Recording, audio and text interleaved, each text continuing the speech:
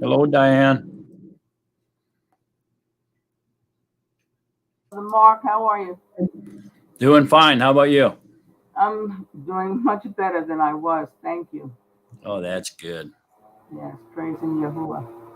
Glad to hear that. Hallelujah. Thank you so much for being obedient to the calling of Yahuwah in your life. It was a blessing. The study was a blessing.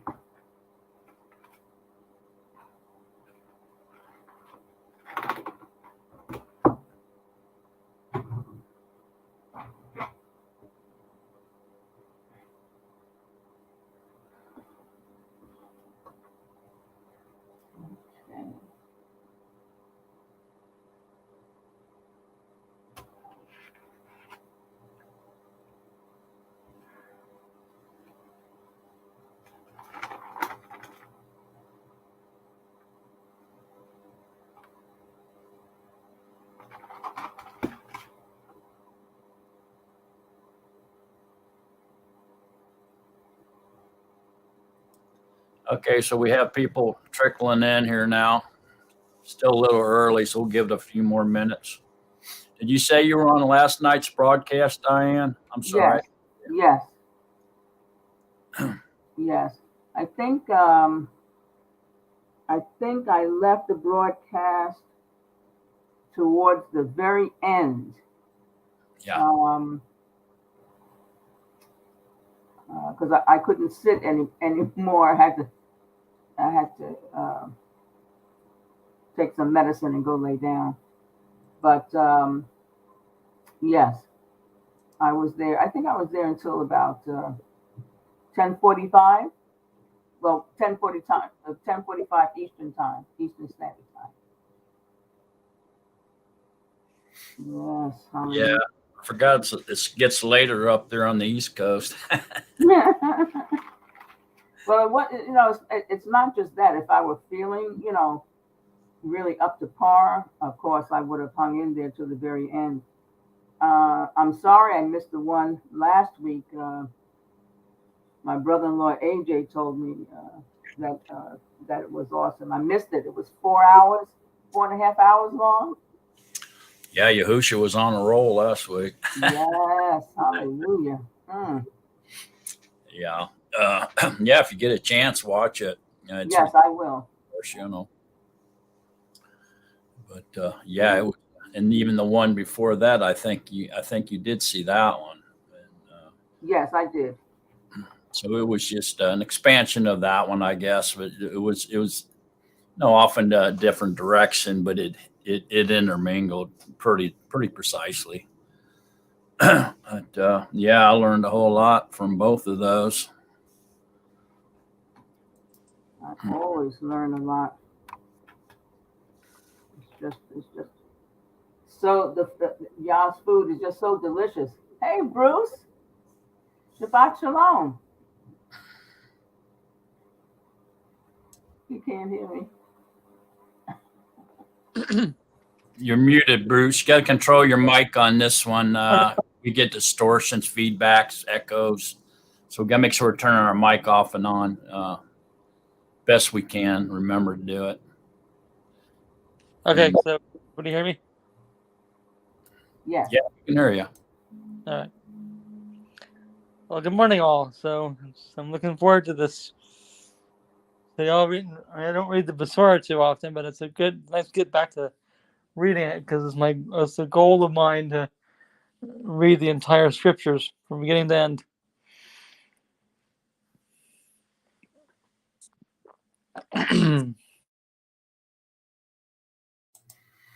Okay, we're still waiting for people to come in. People are trickling in here. We had kind of a late night last night, so I'm sure more people will be coming in here shortly. Anybody that wants to join us, just click on that StreamYard link. Here, I'll put it up there again. And just follow directions on into the backstage of StreamYard, and I will see you and let you in. We have 10 slots available to be filled here on the StreamYard broadcast. So come on in. You don't have to, if you don't want people to see you, you can turn off your cam. And we need to, if you come in, we need to control our mic so we don't get feedback and echoes. And got to remember to turn off YouTube once you're in the StreamYard broadcast. Stay on StreamYard, but turn off YouTube. So come on in. The more, the merrier. Okay, we're still waiting. They're trickling in. Need to get some more people in here in the StreamYard and wait for a few others to come. We'll get started here in about 7 minutes or so. If y'all want to go talk in the StreamYard here, you can. Just turn on your mic.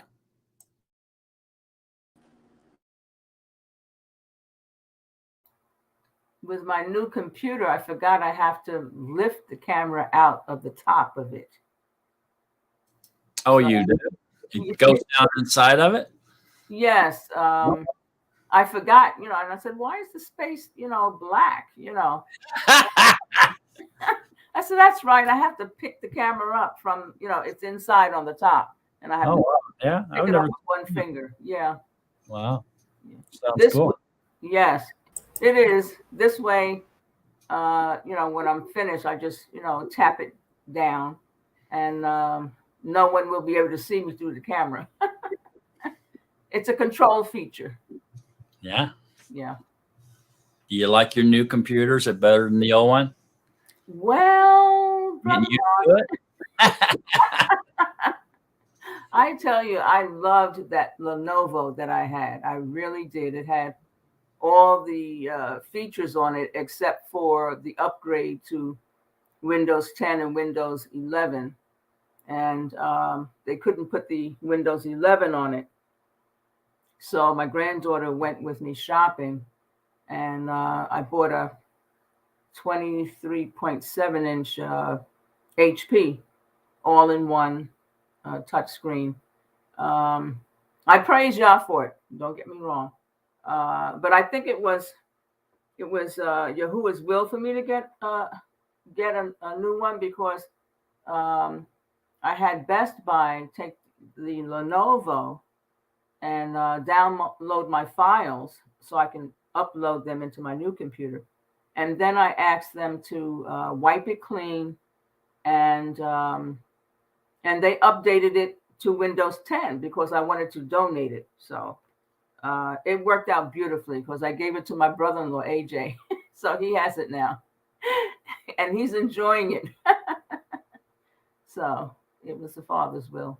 But I praise Yah for this one. Absolutely.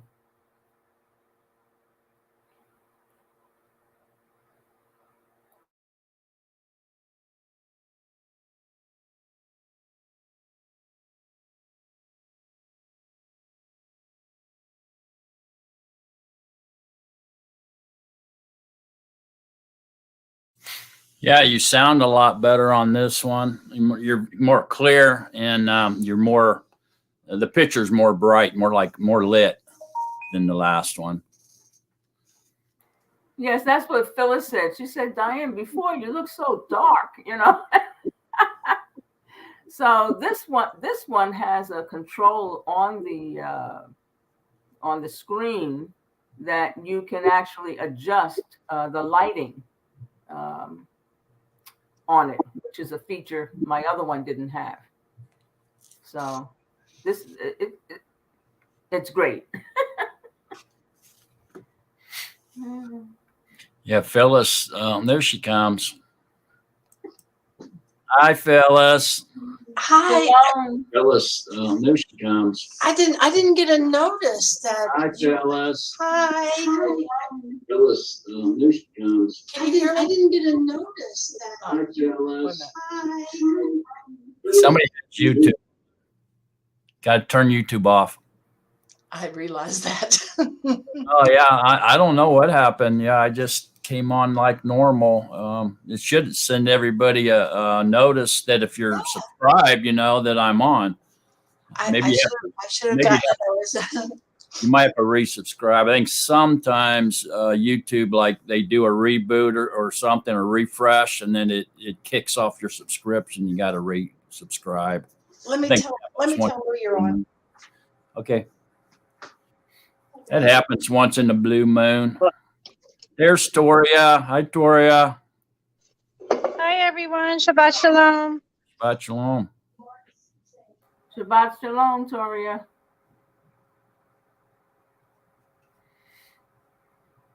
And Yanni. They're still trickling in. Oh, we've got about 2 minutes, and then we'll get started. If anybody missed last night's live broadcast on the Natsarim channel, try to watch it if you get a chance. It was pretty good. Mark, I wanted to just say what would actually help from now on. If you what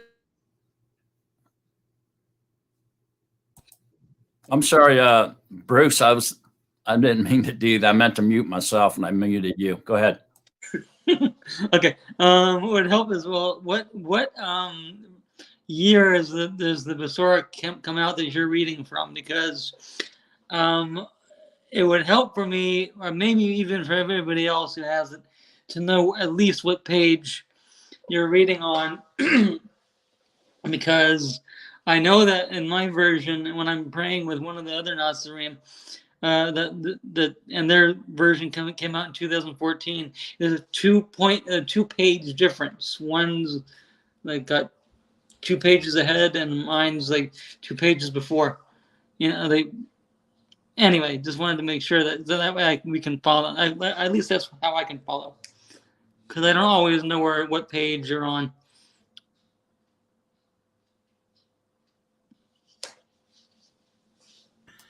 I don't really know, Bruce, because I have 4 different ones spread out on my desk, and I read out of Okay. the ones I got them marked so I can go to the places quickly and stuff like that. So it's kind of cumbersome for me to try to do that, but you should. I'm on the older one today. I don't know when the first one was made. Really, I don't know where it says that. Just says copyright 2014 is all I'm seeing here. But this is my older one. That's all I can really say. Which book are you talking about? The BYNV. He wants me to say the page number, but I use 4 different ones here. So I got that one, and then I use this one, and then I use this one, and the other one's downstairs because I was reading it last night. So a little bit cumbersome for me to do that, Bruce, but y'all do run into that situation he's talking about because there's different revisions. You know, it's within a page or two. You know, so if I say Corinthians 1:7 and I'm on 11:09, you may be on 11:10 or 11:08 or something to find that, but it shouldn't be too bad for most of us. Yeah. It's hard for me to do that, Bruce. Okay. I'm sorry he had to make so many changes, but he had to get it as accurate. And then people would say, "Oh, look, you left this out, or you made this," so he would adjust it. Okay. Thanks for clearing that up.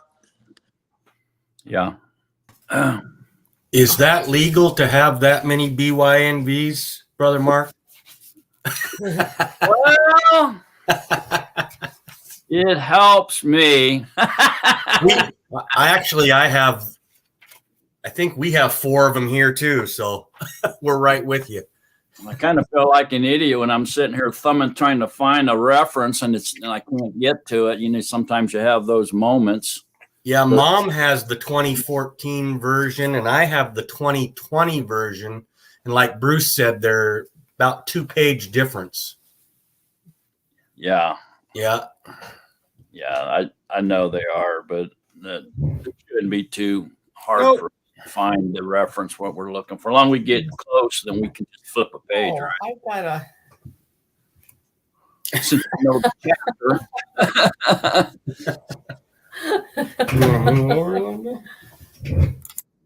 Anybody else wanting to come on? I'm sorry, I got a couple people waiting down here. I didn't see y'all. I apologize. Oh, there. I just didn't ignore you. I just ignored you, I guess. Hi, AJ and Lou. You've got all 10 spots filled, Mark. Hey. Okay. I guess Shalom, we can get. everybody. Huh? Shalom, everybody. Shabbat shalom.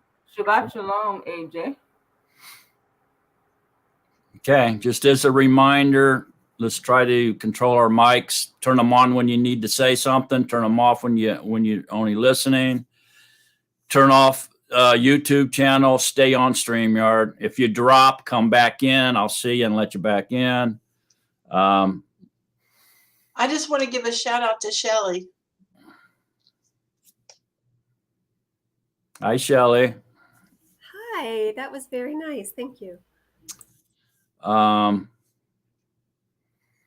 If I get to talking too much and going off on tangents or looking up references and somebody has a question and your hands up extensively because I'm not noticing you, just turn on your mic and go ahead and talk. You know, I'm not ignoring you. I'm just not seeing you. Okay. Anybody got any opening comments or anything they want to bring up or talk about before we get started this afternoon? Looks like Lou has a visitor in his office. Lou, who's your partner there? It's a styrofoam pagan. He's trying to learn Torah, and he's just a styrofoam head. I'm going to try to get him to take that dome off. He's a pagan. No, he might be an alien. I don't know. They don't send living beings into outer space. They just send these styrofoam people. I hear you.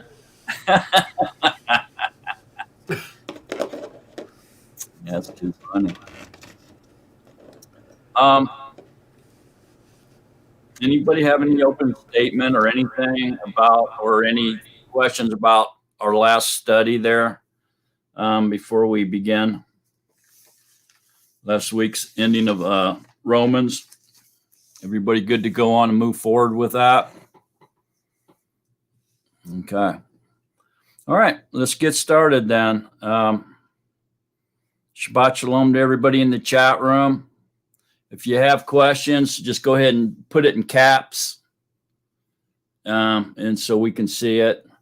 And then hopefully we'll be able to see it if you put it in caps, so we're not ignoring you over there.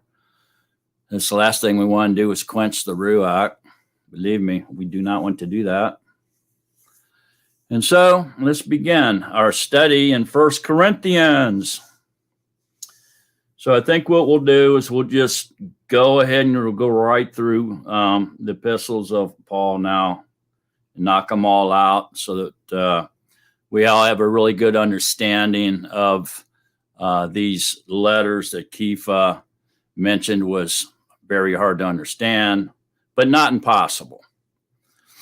So we'll go through them. It's where we will be discussing or talking about scriptures the most, especially with Christians. Okay, they're going to take us straight to Paul's letters every single time. If you mention James, they're going to avoid that and go right back into Paul's letters. So we have to have a good understanding of it. Since they're hard to understand, it's a very good practice to read them, get acquainted with them, and try to understand them the best we can so that we can relate to other people when they bring up Paul's epistles. Okay, so that's the goal. So 1 Corinthians chapter 1. Who wants it? I'll read it. Go for it. Paul, a called emissary of Yahusha, Mashiach. By the way, can all of you hear me? We can hear you, Bruce. Good. All right. Forget, I'm going to interrupt you occasionally here when we get to something that we need to, talk about a little bit deeper or elaborate on. Okay. I'm surrendering to the Ruach on all of these. I need structure sometimes because I think I know what I'm doing, but I gotta go. My mind works so fast sometimes. So okay. Okay, go for it. Paul, a called emissary of Yahusha, Mashiach, by the desire of Yahuwah and brother Sosat. What? Haven't seen that word. Name or brothers Sosthenes or Sosthenes. Okay, anyway, to the assembly of Yahuwah, which is at Corinth, to those who are set apart in the Shiach, Yahusha, called set apart ones, with all those calling on the name of Yahusha Mashiach, our Master, in every place, theirs and ours. Favor to you and peace from Yahuwah, our Father and Master, and the Master, Yahusha Mashiach. I thank my Yahuwah always concerning you for the favor of Yahuwah, which was given to you by Mashiach Yahusha, that in him you were enriched in all, in every word and all knowledge, as the witness of Mashiach was confirmed in you, so that you are not. A minute there, Bruce. Okay. Something really stuck out at me here is that, and we go back up to 3. It says, favor to you and peace from Yahuwah, our Father, right? Which is implying that we're one family. All right. So we're all brothers and sisters in one family, our Father. Indication of a family relationship type setting there in the Mashiach Yahusha, Master Yahusha Mashiach, which would be have the same father, so he would be our brother too. And then interesting here, kind of weird in a way, unless we really look at it. Then he says, I thank my Yahuwah. So he's gone from our Father to my Yahuwah, which is individual. Now he's claiming him as his Yahuwah, my Yahuwah alone. Why? So this is indicating possibly a personal relationship between him and Yahuwah now. We all are in our own personal relationship with Yahuwah. We are responsible for our own deliverance, right? So here we have Paul pointing out our Father and then my Yahuwah. Everybody saying that and why he's saying that? It's kind of an opposite, right? But it's understandable why he's saying that. Anybody? Anything? Any thoughts on that one? No? Okay. Let's continue on then, Bruce. Okay.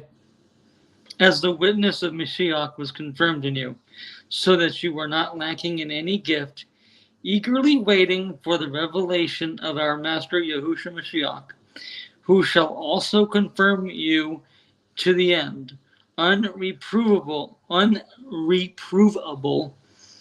in the Yom of our Master Yahusha Mashiach. Okay, what does that mean? Anybody know? What does that mean when he says, who shall also confirm you to the end, unreprovable in the Yom of our Master Yahusha Mashiach? So what does unreprovable mean, and what is the Yom of our Master Yahusha Mashiach? Anybody? Unreprovable would mean that I guess nobody can actually counter the truth that Yahusha has given us. There'll be people who debate us, but can't. Yeah, sort of like, I guess, more like you're blameless. In other words, that you have no fault. They can find no fault with you. They can't argue or bring up anything against you. You're reprovable, unreprovable, blameless before Yahuwah. This is what this is in context of, right? Unreprovable before Yahuwah. In the Yom of our Master Yahusha Mashiach. What is that? We've all heard of the day of Yahuwah, but what is the day of our Master Yahusha Mashiach? Anybody? All that comes to mind is when he returns to the Mount of Olives or Mount Megiddo. So you think it's referring to the second coming of Yahusha? Yeah. Anybody else?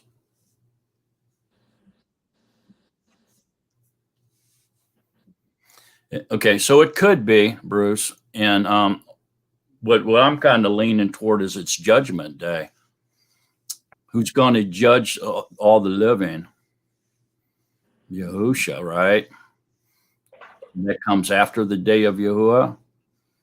The Yom of our Master Yahusha Mashiach. Is that Judgment Day? Or is that the day he takes reign in the millennium reign and rules from the earth? Anybody? Got any thoughts on that? We put it in context and come up with the better meaning of this by looking at it in context.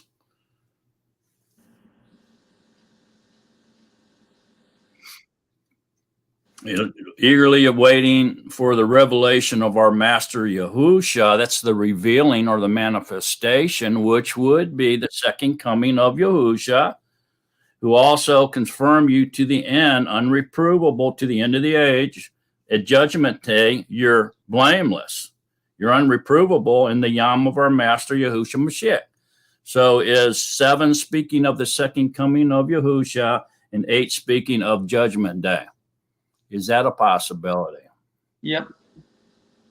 It does seem that way, doesn't it? Once we see it in context. Anybody else got any thoughts on that? All right, Bruce, let's continue on. Okay. Yahuwah is trustworthy, by whom you were called into the fellowship of his Son, Yahusha Mashiach, our Master. And I appeal to you, brothers, by the name of our Master, Yahusha Mashiach, that you all agree, and that there are no divisions among you, but that you be knit together in the same mind and in the same opinion. Okay, hang on. We can't pass that up. All right, so what we're seeing here is Yahuwah is trustworthy, by whom you were called into the fellowship of his Son. So does that mean we're called into practicing some type of a religion about Yahuwah? What does fellowship mean? Anybody? I'd say we're all supposed to agree on the same messages. We're going to have disagreements off and on. That's part of growth, as long as all those corrections. But we can't be divided in what the truth is.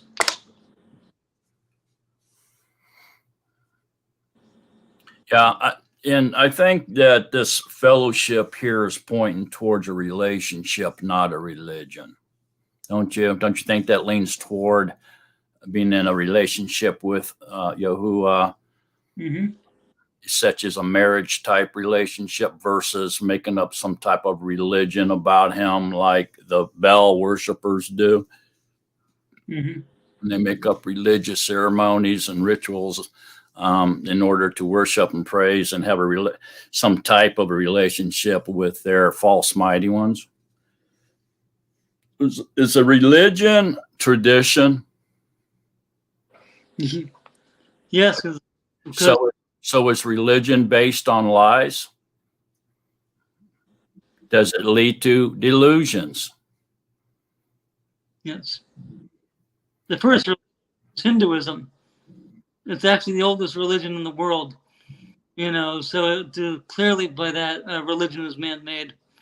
And that's how I've always thought of it, religion like this, that it all has an air of truth of what the person's name is and what their doctrine is and what books say, quoting what their books say. Yeah, but beyond that, no. There's very little. Okay, so apparently here then called into fellowship or a type of a relationship is in marriage with his Son. Yahusha Mashiach, our master, the head of the body. We're his body. Go ahead, Tad. I think the word fellowship also might be pointing to the fact that we're in the one body. Mm-hmm. Simply. Yep.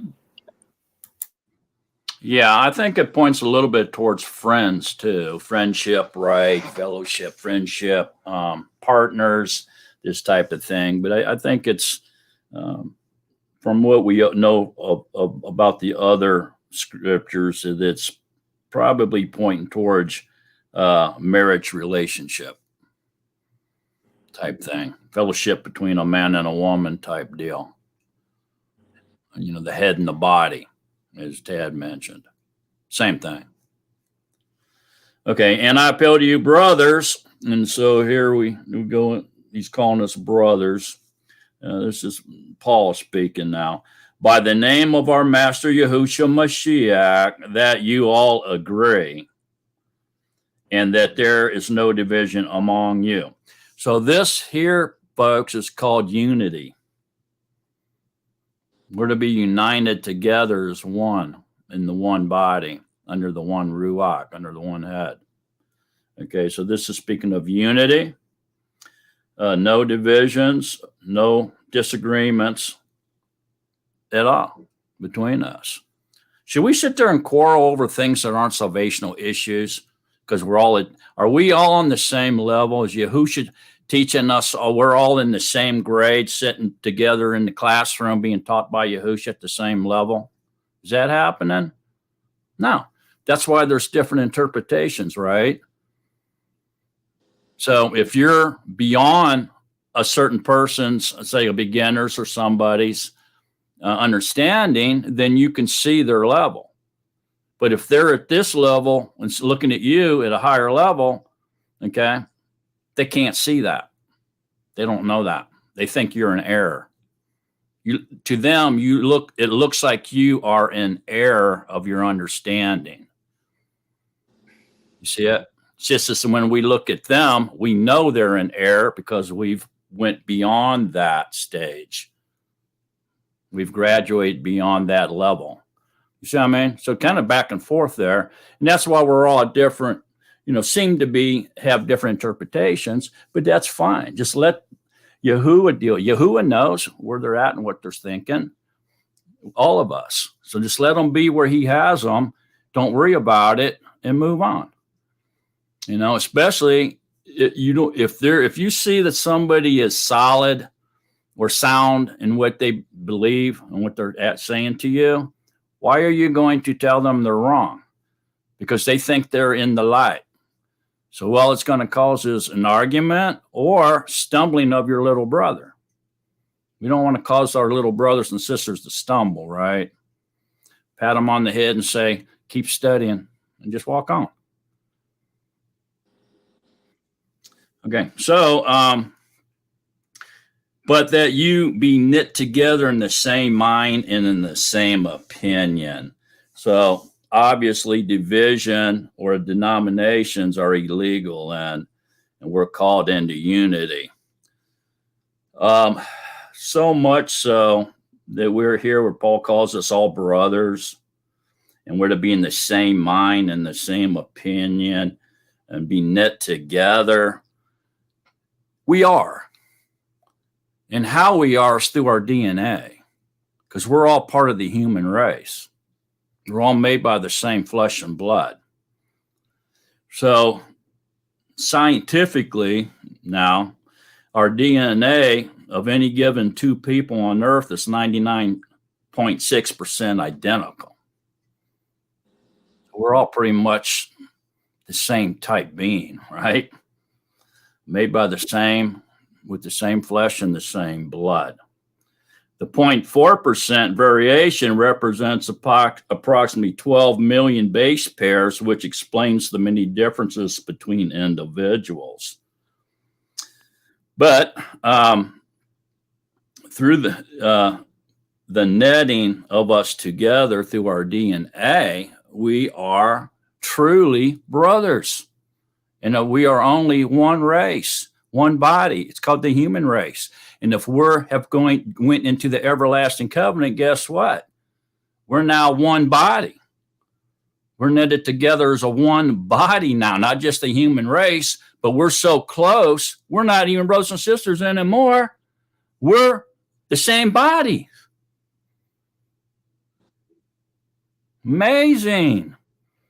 I'll tell you an amazing fact is that our DNA, the length of just one of our DNAs from one of our cells, just one of our cells, is 6 feet long. If you uncoil each strand and place them end to end, it would be 6 feet long out of one cell. But if you did this for all your DNA, the resulting strand would be 67 billion miles long, or the same as about 150,000 round trips to the moon. Is that mind-blowing or is that mind-blowing? How great is Yahuwah? How wondrously are we made? I mean, speaking of that, let's take a pause here and turn to Psalms 139. Let me go to Psalms 139.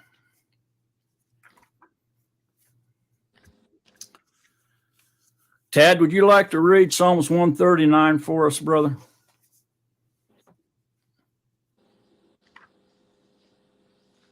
Okay. O Yahuwah, you have searched me and know me. You know my sitting down and my rising up. You understand my thought from afar. You sift my path and my lying down, and know well all my ways. For there is not a word on my tongue. But see, O Yahuwah, you know it all. You have closed me in, behind and before, and laid your hand upon me, knowledge too wondrous for me. It is high, I am unable to reach it. Where would I go from your ruach, or where would I flee from your face?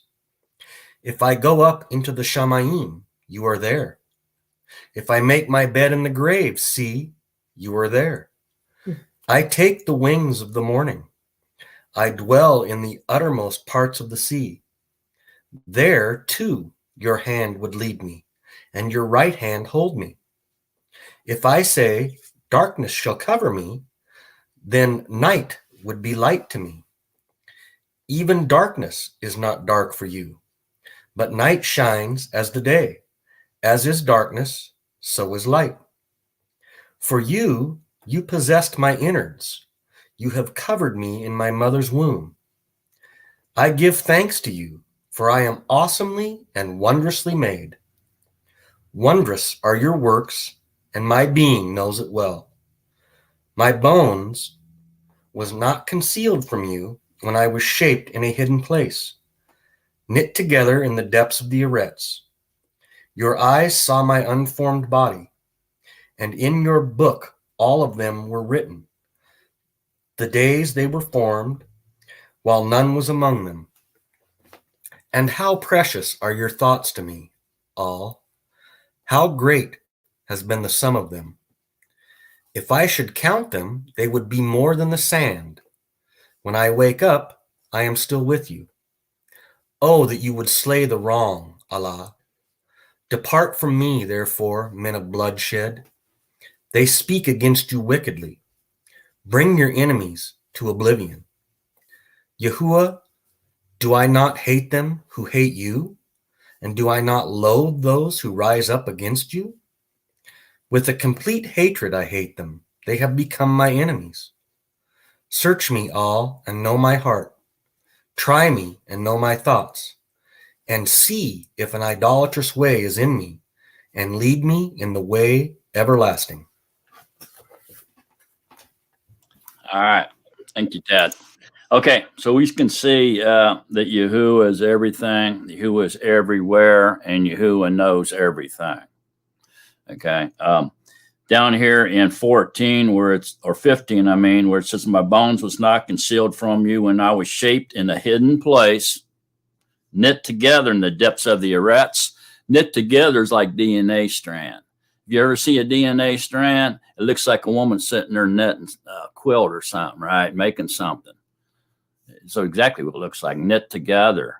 So does that mean Yahuwah sat there and knitted our DNA together as we were in the hidden place, the mother's womb? It says if you're under rock, he's under that rock. You can't hide from him. Wherever you go, he's there. So he was in your mother's womb with you, knitting your DNA together and putting it all together, to the likes of stretching back and forth from the moon 150,000 times. He was doing some serious netting, wasn't he? Women in here knows how much netting that is. Right? Matter of fact, the base pairs, which are genetic letters, do you know that our DNA has written instructions attached to our DNA? Yes, it does.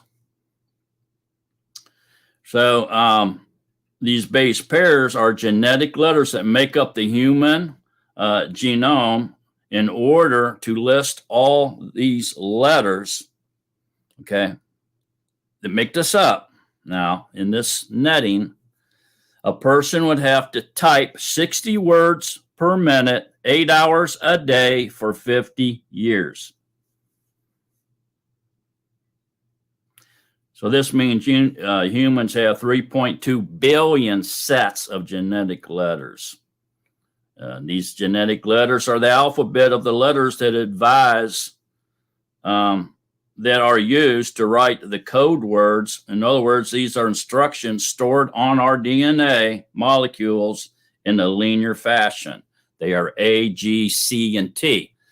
And everybody knows the binary language of a computer, right? 0 and 1. Look how fast the computer can go and how many words and stuff it can make out of just 2 codes. And we have 4 in our DNA. Everybody seeing that? Are we wondrously made? You better believe it. How did that just self-develop? How did that come out of no man's land with a big bang and everything got put together and all that DNA got netted? And how did the instructions get put in the DNA if it just happened? It couldn't have, because language has to come from an intelligent potential or intelligent source. It can't develop on its own. It has to be put there by an intelligent source. Am I off on a tangent? Daggone, I think I am. All right, let's go, Bruce. Anybody got any questions on any of that? It looks like we lost Toria. Go ahead, AJ.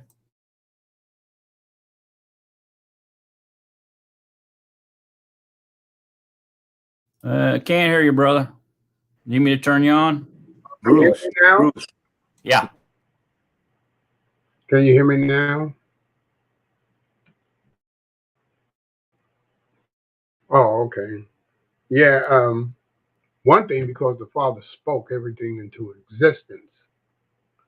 When he was speaking our strands and our makeup, that's why we speak. Words are creative power. He spoke and everything came to be. He spoke in our DNA. He spoke in our cells. He spoke in the darkness where we were formed in our mother's womb, how we were going to be fashioned. He spoke everything out, and everything went according to his word. I went back to being knit together in the same mind and in the same opinion. Just like we're walking and the Father is bringing us out one at a time, 2 at a time, however, and we all eventually came together, being set apart and having one mind, one opinion. I believe when one don't get something, it's not because they don't know it, it's because they haven't come to the place where they grow enough to understand. That's why he give us all a measure of belief to help one another, not to control each other, but to help the body to gain strength, to build up. Everything is to build up, not to tear down. Everything is to build and to go forward. And that's what I wanted to say, as far as that is concerned, about our makeup and being on one mind and one accord. And if we have a disagreement, it's not that we have the disagreement, what was said is the disagreement because we are not at a certain level to receive something. And like you said, Brother Mark, those that are growing or at a certain stage, we're to take it easy with them and be kind to them, but let them know at certain times we must be firm, just like a parent is being firm with their children. But they do it in love. They don't crack them over the head with a bat and say, I want you to do this. I mean, you do that, how the kid gonna get up? You know. So we destroy a person's spirit by getting on them. Then, like you said, we can't do that. We hurt that person's walk. And I'm learning every day to do that. Not that I have done it before, but I'm just learning what it takes to reach another individual. Each day is always something different. It's not the same every day because we meet different people each day and everybody has different thoughts. That's all I got to say about that. I don't want to hold everything up. Okay. Thank you, AJ. Anybody else got anything to share or any comments about any of that? Okay. I just add to say, or expand on that and say, Yahuwah is too great for us to comprehend. All righty. We know he's everywhere. He knows everything. And he's all powerful. We know he's omnipotent, omnipresent, and omniscience, right? So what does that mean? That means we can't catch up. That's what that means. So let's just remain one together, united in the body, one-minded with one Mashiach, worshiping the one Yahuwah together. And maybe if we're lucky, we'll get to know a little bit more about Yahuwah when he comes back, right? Okay. And so I think this is more of saying that, that but that you be knit together. That means you're under the same Basora, under the one Torah, okay? Together as one body, even closer than brothers, in the same mind and in the same opinion. Well, the mind would be a change of mind or a repentance or a change of mind toward Yahuwah, right? That we all want to be obedient to him, right? And follow him and be obedient to his Torah. Okay. This would be the same mind. If there was somebody among us that said, oh no, you don't have to obey, you just have to believe. Are they in the same mind as us? No, they would be opposed to us. They'd be an opponent of ours. They would be against what we were saying. And so I think we're all here in that mindset of repentance, okay, and obedience to Yahuwah. In the same opinions would be basically we're all calling the true name of Yahuwah. We all observe the 7 appointed times. We all believe that you have to be obedient to remain in the covenant. We all believe that you have to engraft into Israel. These are all the same opinions. If our opinions vary, it's just because we're not at the same levels. And it's really not a salvational issue. We don't get all upset and tight about it. We still love our brother and we move on down the road, right? Let Yahuwah do the talking and the teaching. What are we doing right now? Are we teaching or what are we doing? Well, basically, all we're doing is we're studying together as one, as a congregation, as an assembly. We're studying pure truth because we're reading out of Scripture. Is opinions and paraphrasing allowed? Yeah, I mean, we're trying to give our opinion, our interpretation of things to others to see if anybody else has a different opinion than ours. You know, if somebody does, then we hear what they say, and then we can put them together and come up with a conclusion together as one, and remain like-minded in one mind. So I mean, so the goal here is unity. That's what Peter's really saying here. It's called unity. You know, and it's simply put. Okay. All right. Did you have something, Marianne? Marianne? No? Anybody? All right. Back to you, Bruce. You're on stage, brother. Okay. Okay, so the verse 11. For I have been informed concerning you, my brothers, by those of the house of Chloe, that there are strifes among you. What I mean is this, that each one of you says, I am of Paul, or I am of Apollos, or I am of Kefa. Just a second here. Or I am of Mashiach. Has the Mashiach been divided? Was Paul staked for you, or were you immersed in the name of Paul?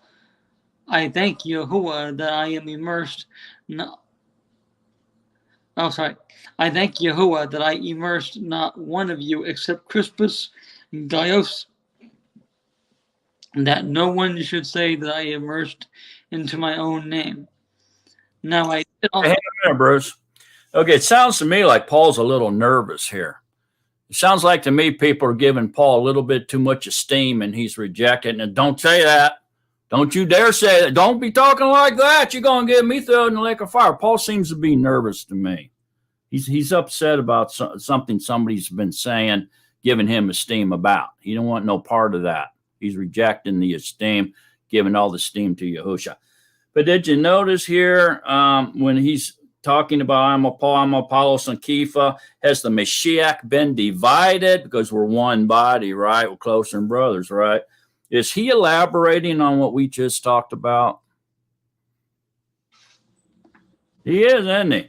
So we can go back up here to where there's no divisions among you, but that you be knit together in the same mind and in the same opinion, and go and take that down there into the next few verses and find out that Paul's elaborating on what he just said. He didn't get off subject yet. It's a continuation, right, of his conversation, what he's having here with, what he's writing down here to the Corinthians. Okay, so this kind of helps us understand too here now a little bit more about what we were just talking about, the unity. And it also is pointing out something very critical. Does anybody know what that is? It's a very critical and vital point here now.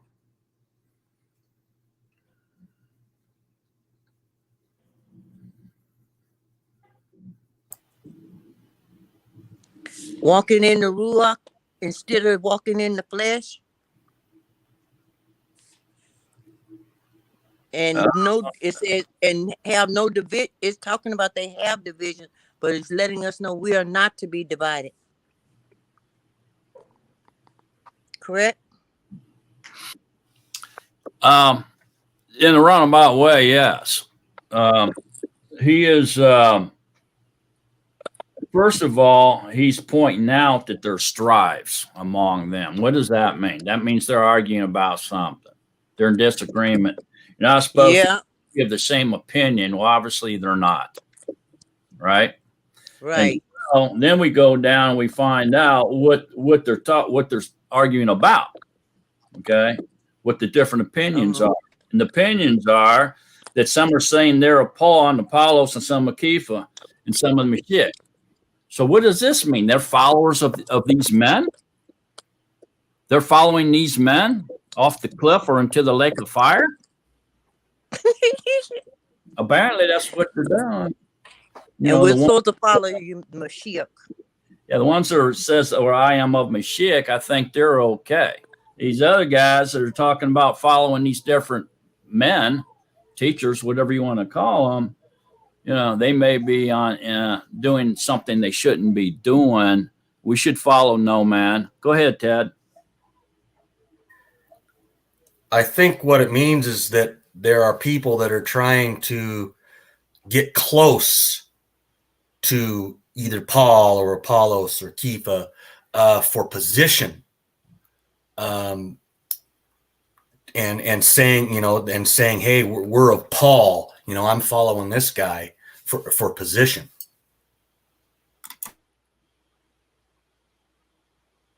I think generally speaking, they're talking about dividing the body Mashiach by following men's teachings or following a man.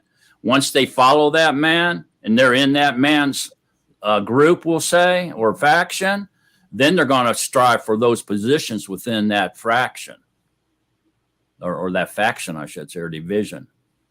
You know, so yeah, in the long end, yeah. Once they establish which division they're in, I would say you're absolutely right. Shelly, I think your hand was up first. Shelly? Hi, am I on? Yeah. What stood out to me was Paul staked for you? That really struck me reading that.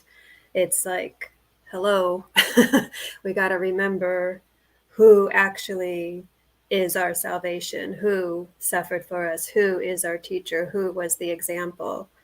Paul, Apollos, and all of those are teachers and sharing, but they are not the ones that we are following, so to speak. They're not the ones that we are in love with or should be in love with. That's how I took it. Yeah, I agree with you. And that matter of fact, when it goes down beyond has the Mashiach been divided, was Paul staked for you, or were you immersed in the name of Paul? He's getting mad. He's nervous. He's upset, and he's like, you know, if you think you're following me, I got news for you, buddy. You ain't. I ain't leading you nowhere. You better get right with the Mashiach. You know, Paul's not liking, he's not digging all this esteem being laid on him. He's getting deeper into it, and he's really laying it on them now. You know, was I staked for you? Was you immersed in my name, you dummies? Don't follow me. I'm a man like you. What are you doing? Go read scripture yourself. Go immerse yourself and get right with the Mashiach. I ain't leading you nowhere. Of course, I'm paraphrasing, but that's Paul. I can see Paul's anger here.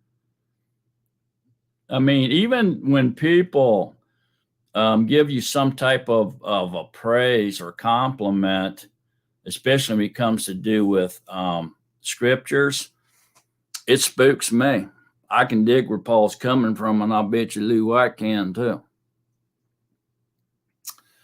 Okay, so yeah, very, very eye-opening here, is it not? Go ahead, Yami or Rule. Go ahead. Could it be that they have different levels of teaching, and that's the strife coming between them because one's teaching one way, one's teaching another way, or could that be any of that also? Yeah, I don't think so, because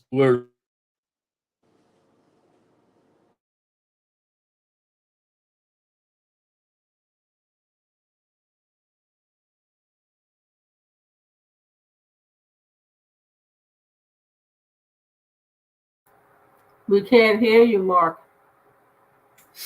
I think he froze. There it goes. All right, so everybody should be back now. So where it says has the Mashiach been divided, I think is the clue, Rule. You know, and so they're actually following after these different people rather than being one body and one mind knitted together with Yahusha. They're trying to divide. I think that's the clue. Go ahead, AJ. Yeah, I think, I don't know if it's in Matik Yahoo. I guess at one of the suppers that Yahusha was at, and they all was together, they was asking him, who's the greatest? It remind me of the church system. And he said, you're all brothers. He was trying to let them know there's no one greater than anybody. You're all brothers. Somebody wanted a status. Somebody would say, well, I'm of Apollos, I'm of this one, that one. Who's the best? Yahushua, you're all brothers. There's no titles. We have to stay away from getting titles like the world has. He said, you're all brothers and sisters. There's nobody over anyone. He says, what's wrong with you? But then we have to understand that certain things were happening at the time, like the church movement, so to speak. And this is what they were into at one time. This one was under this teacher. This one was under this teacher. Well, who's the best? I'm the best. I go to the best denomination. You should come over here. This one says, no, we have the best teacher over here. Division still goes back to that word division, separating. Because this guy I felt was teaching more or better than this teacher, I'm going over there. But actually, they're not going anywhere. They're still in the same place, spiritually speaking, because they have not grown yet. This is what Yahusha was trying to tell them. You're fussing about nothing. Everybody wants to be a leader, but don't know how to lead. That's why. Yeah, thanks, AJ. Yeah, and I think that, part of the problem here too is that they don't realize that all these people that they call so-called teachers, okay, are all together in the same body. There's no division in teachers. If there is a divide, it's illegal. That's called a denomination or divisiveness. It's illegal. So the teachers are all still in the same body. Okay, so is the word teachers used in Scripture? Yes, it is. How does the one body of Yahusha understand this? Well, we should understand it as, hey, we're all one body, but guess what? There are elders among us that we can learn from their experiences. Okay, and we can approach it with that mindset, and it keeps us united. If we approach it with a different mindset, then it divides us. Go ahead, Tad. I just wanted to read like a second witness of what we're talking about here. When John was in the presence of Amalekim on the day of Yahuwah in Revelations, he said, and I fell at his feet to worship him, but he said to me, see, do not do it. I am your fellow servant and of your brothers who possess the witness of Yahusha. Worship Yahuwah, for the witness of Yahusha is the ruach of prophecy. That's all. Mm-hmm. Okay. Yeah. So that, obviously then here is we're not supposed to follow after anyone but Yahusha. Okay. And we're not supposed to be calling on any other name for deliverance except for Yahusha. And we're not supposed to get ourselves immersed in any other name except Yahusha, and on and on and on. And this is what Paul was saying. Hey, he probably told them, and this is pure speculation on my part. I'm going out on a limb here because I'm out of scripture. But he might have told them, quit acting like those the Assembly of Satan up in Asia, man. They're all divided up there. They even got reading the doctrine of demons and teaching it. Don't divide like they did. Who knows what the further conversation was? There's a very good chance of it because it's what they're acting like. They're beginning to divide. This group in Corinthians, this assembly, if you will, of the one body, is beginning to divide by pointing out these teachers, if you will, and deciding or electing to follow them rather than Yahusha. It's like, have you ever heard some of these, quite a bit of these Christians, in these circuses? Man, they're all over Paul. They're all about Paul. It's Paul, this, Paul, that. And I say, well, what about Yahusha? I want to know what Yahusha, you know what? Let's take all of Paul's words, all men's words out, and let's just retain Yahusha's words. I just want to know what Yahusha said. Yahusha, look, just go over here and see what Paul said. They're doing it now, today. They're following Paul. It's like Paul's their Messiah, man. It's ridiculous. I mean, Paul was an emissary of Yahusha. He was a brother, but he was not Mashiach. He was not Yahusha, and this is what he's all upset about. Are y'all done with nuts? Stop following me. Go ahead, folks. Except for those people that want to throw Paul under the bus.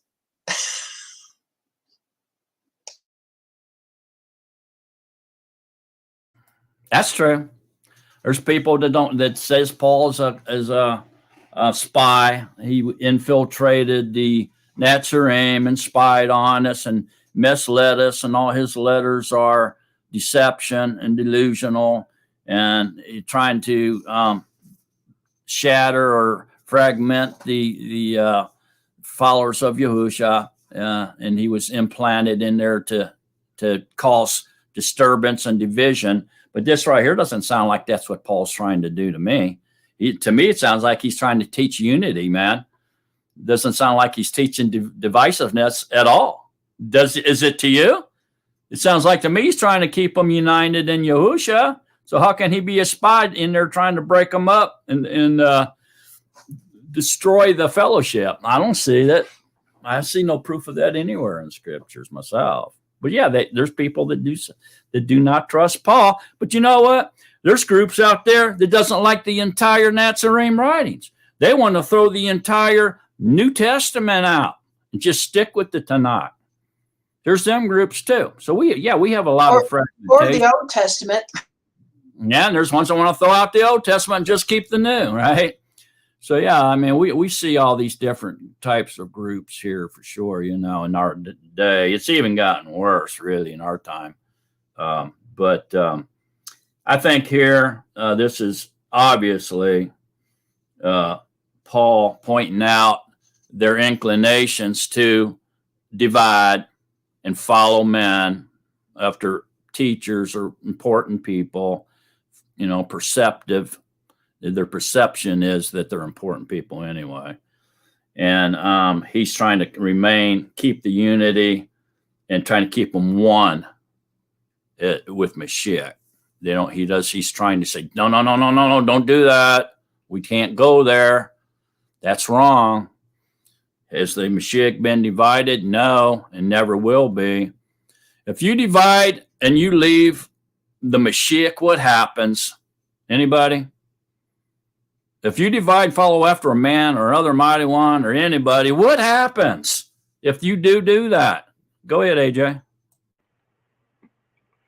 I think you just become spiritually dead a little at a time because you're not following the source who gave you life in the first place.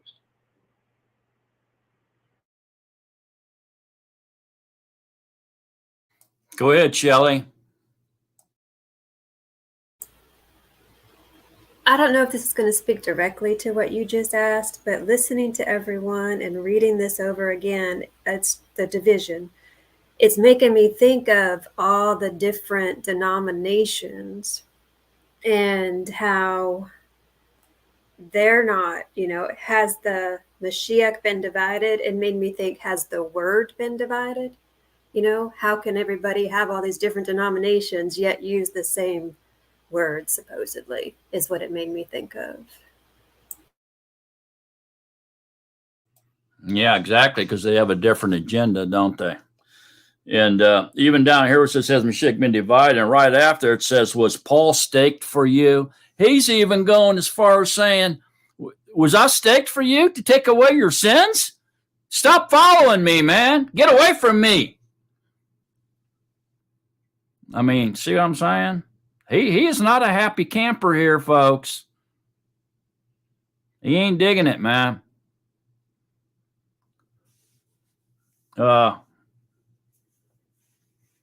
Sandra says her phone's giving her trouble. Brick's pointing out Acts 2:38. Let's go there real quick and see what he's talking about. Acts 2:38.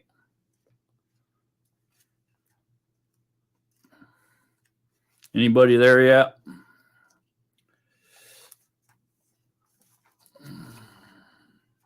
Acts 2:38 says, and Kefa said to them, repent and let each one of you be immersed in the name of Yahusha Mashiach for the forgiveness of sins, and you shall receive the gift of the Ruach HaKodesh. So that's all we're supposed to be about, is the Ruach HaKodesh, right? Which is Yahusha's indwelling Ruach, or spirit. So yeah, that means that the ones I think Brother Brick is trying to say there is that, with that extracted verse, is that the ones that says that I am of Mashiach, they got it. They're right. Everybody else is wrong. It's not anybody, man. You can't make it about a man. They weren't staked for you. They didn't shed their blood for you. They didn't buy you with their blood. Mashiach did. So it has to be all about him. Or if you do divide and you make it about following someone else, you are going to take a little trip to the lake of fire. You will be thrown into the outer darkness, where there will be weeping and gnashing of the teeth.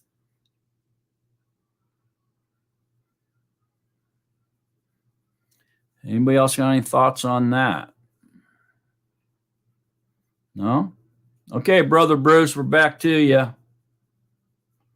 Yeah, here's Brick is saying here. I'll throw it on the screen. Everybody see it? To be baptized or immersed in the name of Yahusha meant to follow him. Okay. Yeah, we're following Yahusha if we get immersed in water.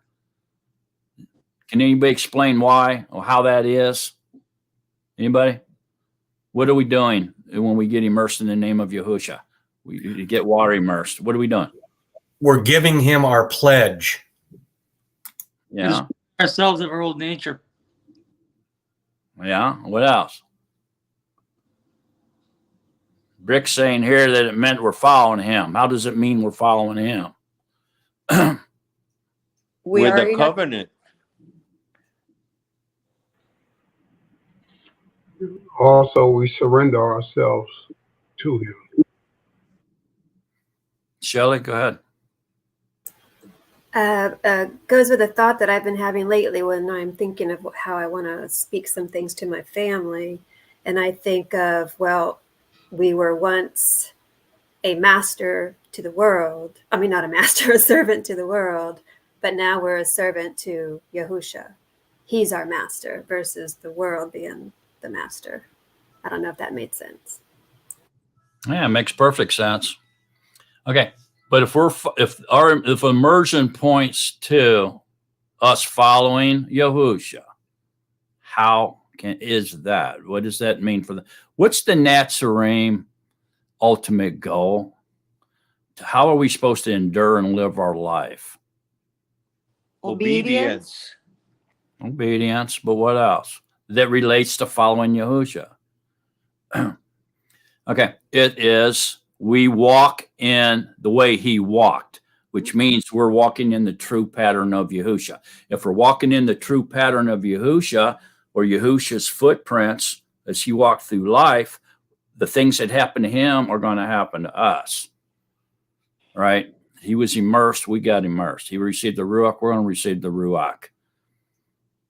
He received persecution for the name. We're going to receive persecution for the name. He had a Judas, a betrayer that was among him and his elect. And we will have a Judas among us as well, each one of us. If we walk in the true pattern of Yahusha, that means your life is a shadow of his life. You're in the pattern of Yahusha. That's how our water immersion means we're following Yahusha. We're doing everything Yahusha did. We want to be like Yahusha. Make us more like Yahusha, Yahuwah. Please make us more like Yahusha. Right? Make me more like Yahusha.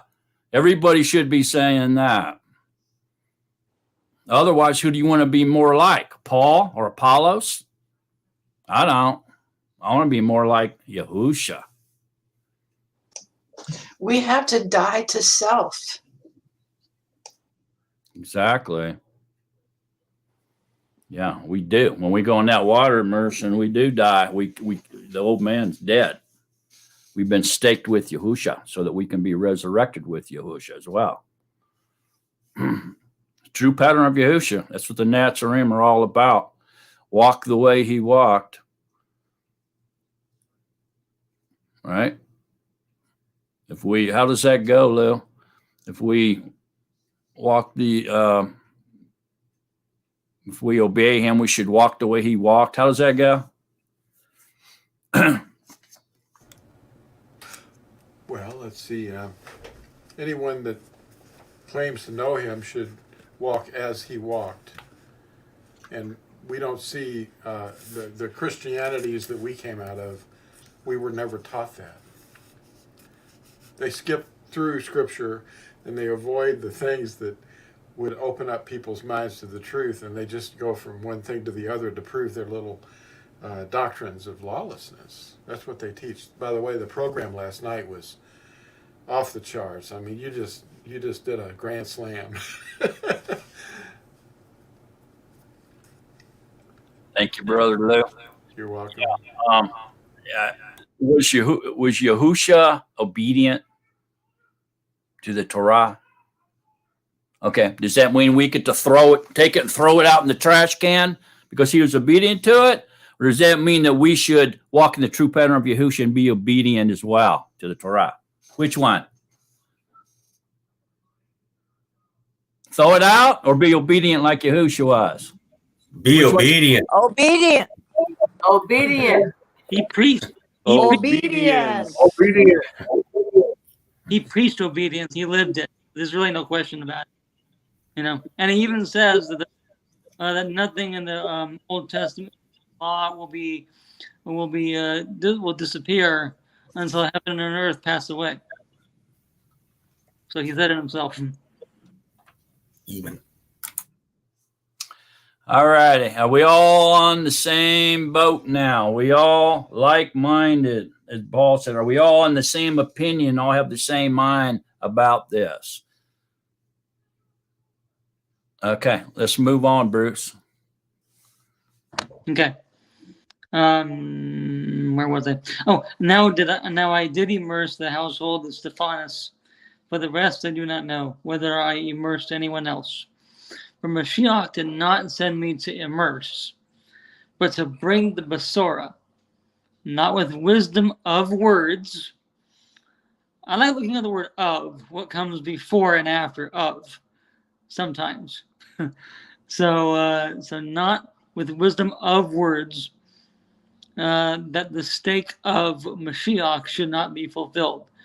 For the word of the stake is indeed foolishness to those who are perishing, but to those who are being delivered, it is the power of Yahuwah. For it has... Bruce, hang on, Bruce. Can anybody explain verse 17 to us and 18? Anybody? Explain verse 17. more so action. Sometimes actions speak louder than words.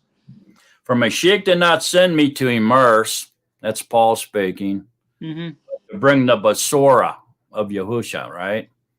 Not with wisdom of words, that the stake of Mashiach should not be nullified. What's that? What does that mean? Somebody. Go ahead, Shelly. If I don't call on you, just turn on your mic, because sometimes I just don't see people's hands up for some weird reason. And I'm super awkward.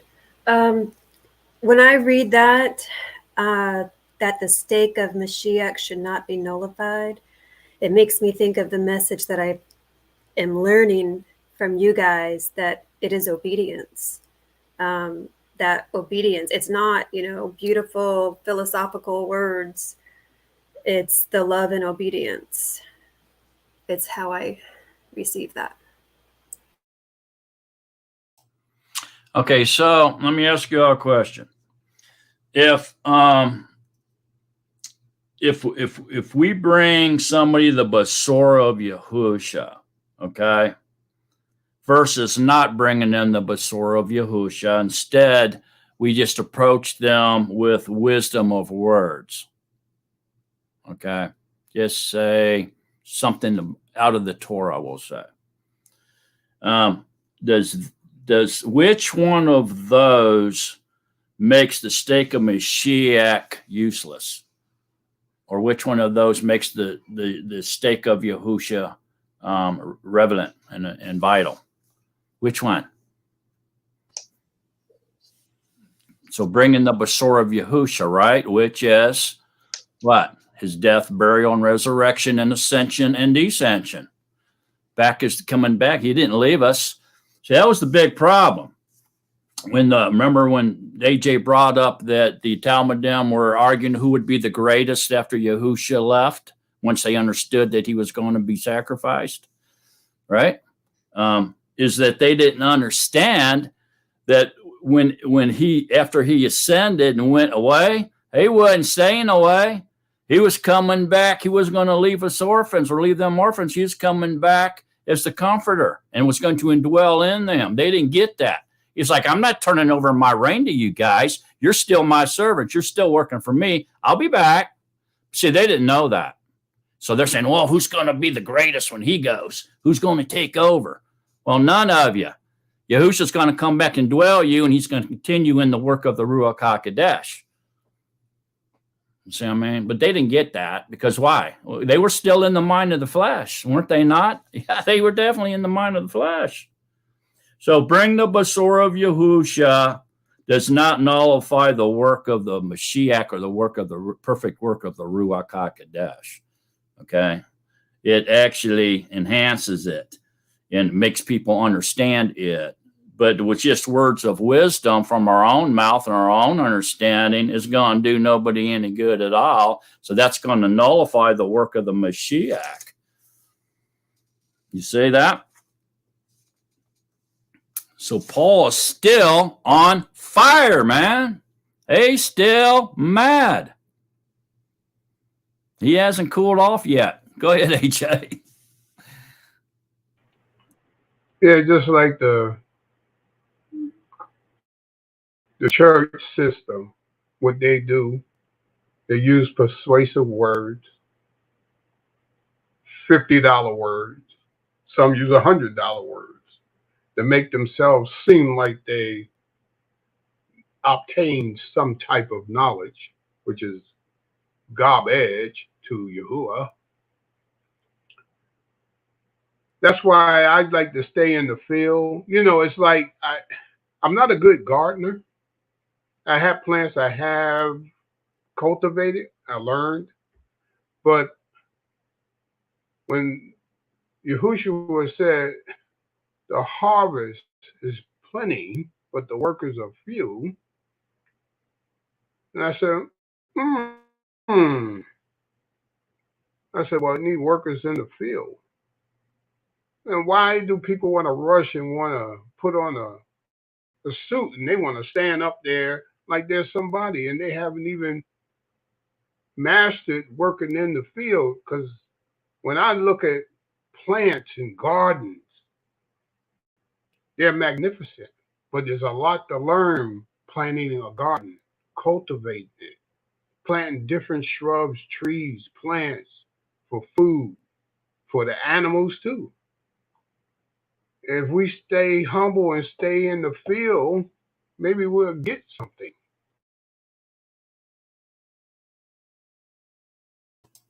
Thank you, AJ. Hey, as we read on here now, the next 3 or 4 verses, whatever, Paul's going to give us a better understanding of what this wisdom of words is all about and why it doesn't work, why it nullifies the Mashiach, okay? The stake of the Mashiach. So we're going to get deeper into that.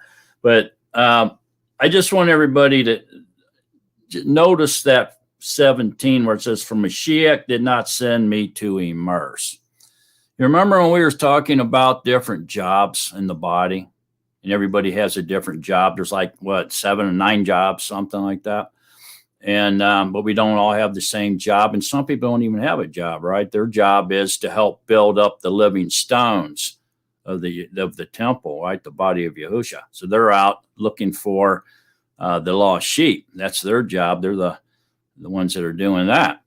So I think that this is kind of helping us understand here that the Mashiach did not send me to immerse, because that wasn't what Paul's job was. His job was to be an emissary, to take the Basar of Yahusha to other people outside of Israel. And so that's why he didn't do any immersing. Okay, it wasn't his job.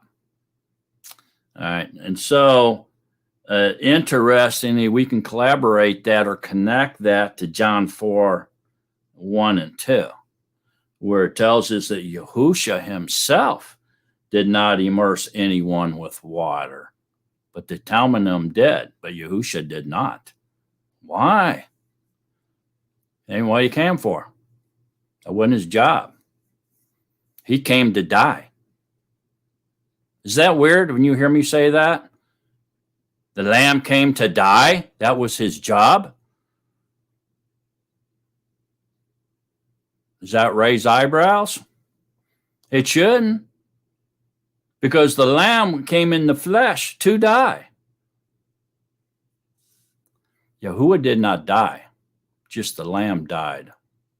Yahuwah simply disrobed himself of the flesh and visited the darkness, Sheol, the ones chained up in darkness, I should say. So Yahuwah himself did not die. Of course, Yahuwah did not die. I don't understand when they say that he died. It blows my mind. He is from everlasting to everlasting, and he's in everything, and everything's in him, and he died, that we'd all be dead. And if that was true, wouldn't we all be dead? Yes, we would. If he died, we're all goners, man. He sustains us. He's the life giver. He returns our breath. He lays us down at night. He's everything. Okay. So, interesting, but don't let that trip you up, because this is why some people like to say, speaking of other people, Phyllis, like to say the water immersion is not necessary. You only have to be immersed with the Ruach. Now, that's a partial statement of truth, because they say, well, Paul didn't immerse anybody and Yahusha didn't immerse anybody, so it's not that important. But is it important? It is if you want to be in active obedience and follow the true pattern of Yahusha. Who wants to do that? Who wants to follow the true pattern of Yahusha? All the Natsarim should have their hands up, right? So that's, we go to water immersion. All right. So I just wanted to point that out. So y'all going to come up against that at some time or other with somebody. Okay. And then you know how to respond. Okay. All right. And you can go back to Acts 2:38 and respond that way too. All right. Very good stuff. Powerful stuff, really. And we ain't getting too far, are we? This thing's packed. What a power-packed chapter, huh? Okay. Any got anything else to say or comment on that before we continue on? No? Okay, Bruce. You're back on stage, brother. Okay. So it says, verse 19, for it has been written. I love how Paul expounds on Scripture and how he shows the meaning of Scriptures. That's why I love it. It says, for it has been, Yahusha actually helped him with that. So all praise to Yahusha and Yahuwah. But it says, for it has been written, I shall destroy the wisdom of the wise and set aside the learning of the learned ones. Where's the wise? Where's the scholar? Where's the debater of this age? Has not Yahuwah made foolish the wisdom of this world? For since in the wisdom of Yahuwah, the world through wisdom did not know Yahuwah. It pleased Yahuwah through the foolishness of preaching to save those who believe. Okay, hang on a minute. Powerful right there, man. The whole thing, but this is definitely one of them. What'd you say, Bruce? What'd you say, Bruce? The whole chapter, the whole book, even itself, from end to end, is powerful. We just got to know how to use it, And yeah, but I agree. Okay, so up here where it says wisdom of words, for since in the wisdom of Yahuwah, the world through the wisdom of words, okay, through wisdom did not know Yahuwah. So you ain't no way you're going to show anybody how important the stake of Yahusha is if you just use wisdoms of words. You got to bring the Besorah of Yahuwah, Besorah of Yahusha. Okay, and then it says, did not know Yahuwah. They did not know Yahuwah. So they couldn't bring the Besorah of Yahusha. They didn't even know about it, right? It pleased Yahuwah through the foolishness. Now this gets me right here. Through the foolishness of preaching to save those who believe. So it pleased Yahuwah through the foolishness of preaching. Can somebody explain that? What in the world does that mean?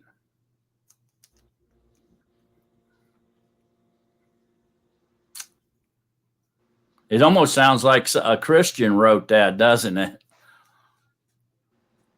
But they didn't. It has a solid meaning to it. Go ahead, Ted. It almost sounds to me like he's being sarcastic. There might be a little bit of sarcasm there. Very true. Anybody else? Okay. Going. This is Diane. Going back up to verse 17. He's saying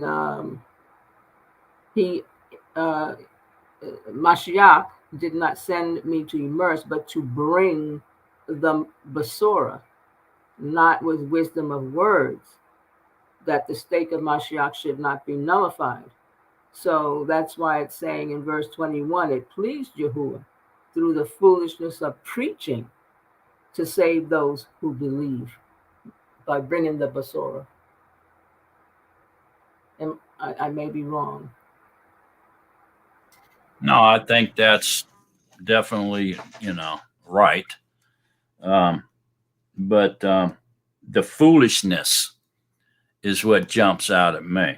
So it pleased Yahuwah through the foolishness. When he's talking about the foolishness of men's wisdom. Yeah. Well, yeah, in a way it is to save those who believe. Okay, so through the foolishness of men's wisdom, we'll say, to save those who believe. Does that sound right? Is it because through men's wisdom of their own accord, they thought the Besorah was foolishness? I wouldn't go that far off. That's a little bit too far out. So preaching is the foolishness of preaching is the key phrase here, right? It's got a kind of scratching our heads. But if we look at what this preaching, and even back then would be, that the preaching is the giving of moral advice, okay, in a pompously self-righteous way. Okay, so they're acting like they're pious because they know something, right? So they're delivering it puffed up. Okay, and so Yahuwah, through the foolishness of preaching, is pleased them to save those who believe. It's kind of mind blowing. It's almost like if they don't hear it, they can't believe it. They have to hear it in their ears, right? Somebody has to speak it, right? And so I think it's the way they're delivering it, the message, almost like they know something you don't. They're, puffed up about it, and it's foolishness because it's not even their words they're bringing to you. It's the word of Yahusha. It's the Besor of Yahusha. See what I'm saying? So I think it's more into how they're delivering the message rather than what the message is all about. Now, we know preaching in our era as what? Like a church setting, right? Or a gathering of people listening to some guy up on the stage or something that's lifted up above them and just slamming them with falsehood. Go ahead, Phyllis. Could it, it's yeah, I think that's it. Maybe he means in spite of their listening and getting their ears tickled, he's still getting through to whom he wants to save in spite of the foolishness. Yeah, that's a good point too. Yeah, it's in spite of their foolishness. Good point, Phyllis. Go ahead, AJ.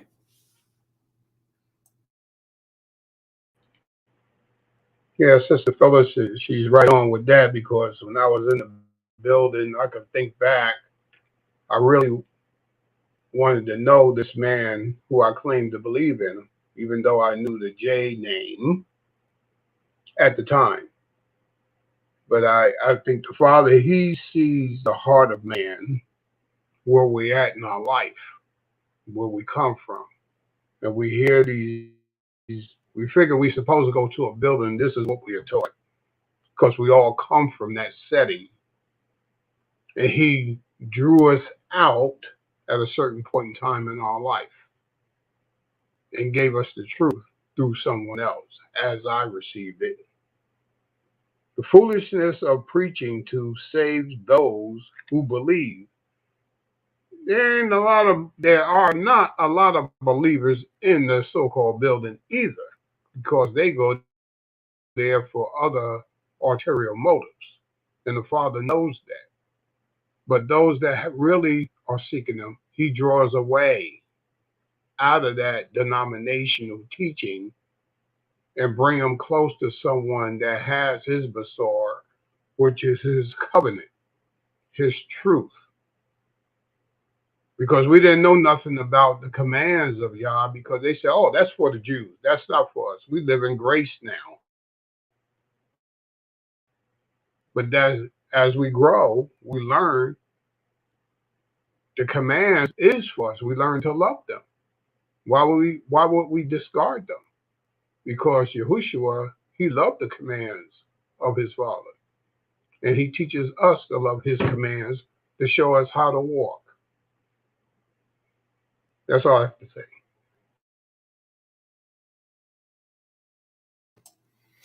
Thank you, AJ. Brick's got a comment here that I found a little bit intriguing. The Besora is not foolishness.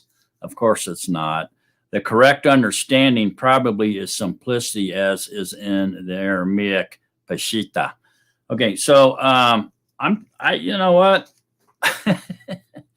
We start flipping words around to try to understand something. I think we're getting a little bit off. I think we need to leave the word that's in there and try to go ahead. Luke mentioned Romans 10. How will they hear unless someone is sent to speak to them? Right. And this to change foolishness out with simplicity, to me, it says it pleased Yahuwah through the simplicity of preaching. Simpleton is kind of foolish too. I mean, I suppose it could go in there and we could get the same meaning out of it, but I think we need to deal with what we got. And I think that it's like we were insinuating here, that it's talking about the foolishness of a man acting like he thinks he's all puffed up and he knows the scriptures and he knows how to deliver the Basor of Yahusha to you. And so he's doing it like he's better than you type thing. And for some weird reason, it pleases Yahuwah through the foolishness, or the simplicity, if you will, of preaching to save those who believe. No matter how we slice that, it pleases Yahuwah to let this simple or foolish person go out there and spread his Basora to other people so that they can believe. Why? Probably because they're doing it on their level. They're doing it on a level that they can understand it. And so they get delivered because they believe in the message they're hearing, because they can understand it, because it's coming across simple or from foolishly, but yet they still can understand it like a child can understand. See what I'm saying? So it could be something like in that context, that range. But it's definitely, preaching is definitely given moral advice in a pompously type fashion, puffed up. I know, listen to me. I know what's going on. Y'all a bunch of dummies.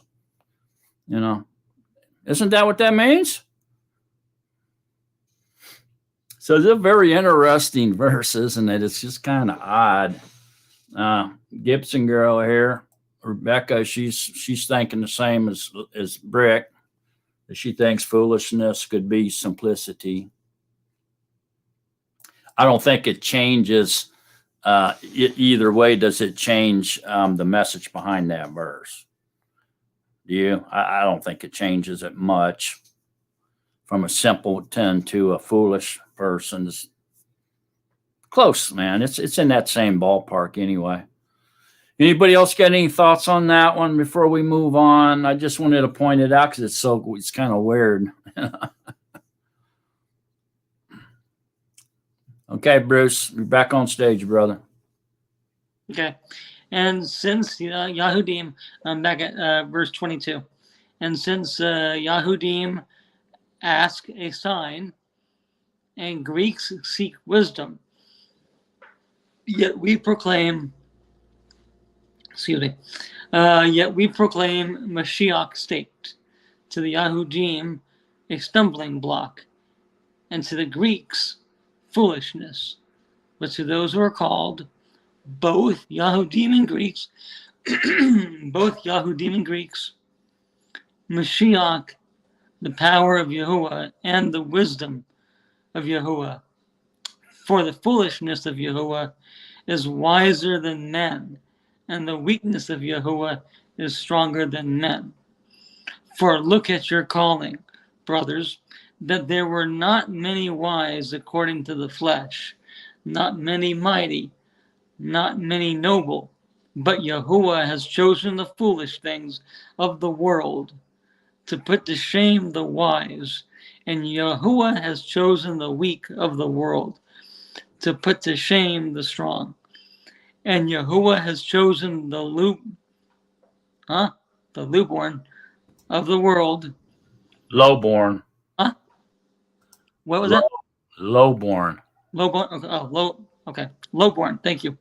And the lowborn of the world, and the despised, and the ones that are not, that he might bring to nothing the ones that are, so that no flesh should boast in his presence. Okay, hang on. I think that right there just kind of answered our question, really, about the foolishness, right, of preaching. Doesn't not? It kind of clarifies why Yahuwah takes pleasure in it. It pleases Yahuwah to do these things because he's using weak things, foolish things, weakness and foolishness in order to bring people down to the level where they should be, deflate their egos, right? So if it's a real smart, intelligent, rich person doing it, they're still going to do nothing but inflate their egos more and more and more. Whereas a lowly person, he's going to stay humble and give all this esteem to Yahuwah. That's why he picks those type of people. If you think about it, they're just ordinary men. There's nothing special about them. Matter of fact, you might not even notice them if you saw them in the marketplace. They're so ordinary. Was the 12 apostles or the 12 Talmudim of Yahuwah, were they ordinary men or did they stand out? Were they rich? Were they powerful? Were they kings? No, they were lowly men. Ordinary people, just like us. Any of us on here could have been one of them. Go ahead, Shelley. Thanks. Is it okay if I read a little something? When we were going over that, I grabbed my old NIV study Bible, and it said pretty much exactly what you just said, Brother Mark. It says, Paul also may have been thinking of a group in Corinth who opposed him, considering themselves spiritual elites. Later, he wrote that human knowledge can make people proud and arrogant. Paul wanted to show that the work of the stake was a supernatural puzzle far beyond natural thought. It was that proud and arrogant of human wisdom. Yeah, thanks, Shelley. Yeah, it's no doubt, he's explaining it well now, what he's meaning. But not many wise according to the flesh. I'm talking to the brothers now. Not many mighty, not many noble. So they were just ordinary men. They weren't nobody special. Okay? And this is who Yahuwah chooses. Did anybody notice? It's going to get into it a little bit deeper, but let me just put this thought in your mind as we continue to read. Has anybody noticed that Yahuwah likes to pull from the bottom of the barrel? Something to think about. Okay, Bruce, you're back on stage, brother. Okay. Where do we leave off? And verse 30. And of him you are in the Mashiach, Yahusha, who became for us wisdom from Yahuwah, righteousness also, and set apartness, and redemption, that as it has been written, he who boasts, let him boast in Yahuwah. And I like this because Paul loved to, Yahuwah used Paul to show how scriptures are either to be applied or have already happened. I love that. Okay, so interesting. Yahusha seems to take the bottom, the ones that are broke down farthest. I mean, crawling in the dust, man. I mean, they have a broken ruach, broken heart. They're totally surrendered. They've had it, and then he brings them back from that fallen state, that crushed state. Does anything come to mind when it says it pleased Yahuwah to crush him? Speaking of Yahusha, does it please Yahuwah to crush us down to a humbled state and then build us back up into the sons of light so that we know where we came from? We sinned so much. We were forgiven for so much that we love him very much, more than others. If someone was a righteous, born in a wealthy family, we'll say, didn't get into any trouble, most people see them as an upstanding or upright citizen or pillar of society type person. And Yahuwah says, well, yeah, you know, you've been good and righteous most of your life, but you have made a couple mistakes. You know, I'll forgive you for those. And that person says, oh, thank you. Goes about his business, right? But he takes this lowly person that was been broken, and he forgives them for thousands of sins, for dwelling in the den of Hashatan, maybe.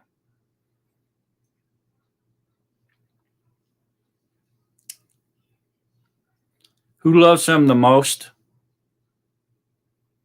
The one he forgave for the most. It's why he scrapes the bottom of the barrel. It's who he likes. It's who he wants. Go ahead, AJ.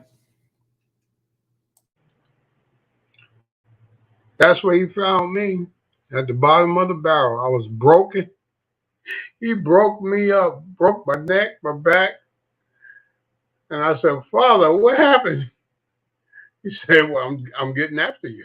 I love you. But I heard. He said, but I love you. Don't worry about it. I'll fix that. But that's where he saved me. I was blitzed out of my mind. I had enough of this world, and I was only 27. And I was finished. I was finished with myself first. My thinking was jacked up. Thought I knew this. I ain't know nothing.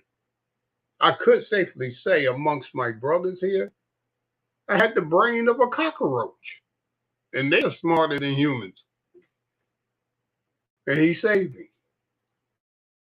He turned lemon into lemonade. He's still putting a little sugar in me, though, so I can be softer. Can I ask you a question, AJ? AJ, Yeah. you mind if I ask you a question? Yes, go ahead. How much do you love Yahusha?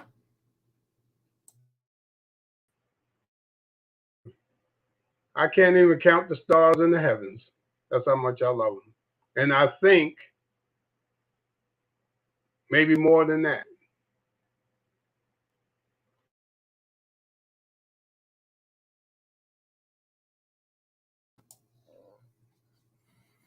He loves you too, brother, with an everlasting love.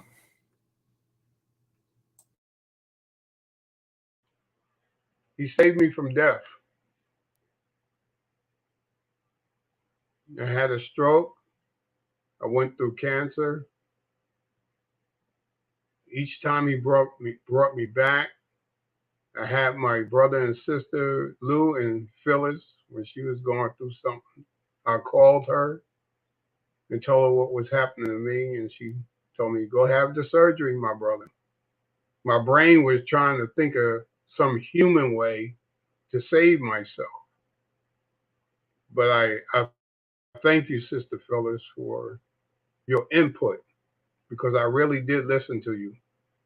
And they said if I would have waited another month, my cancer would have been in stage 4.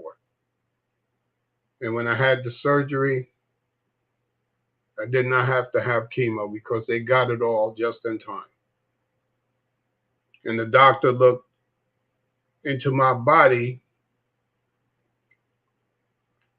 The cancer was this much from my lymph nodes to spread throughout my body when they got it.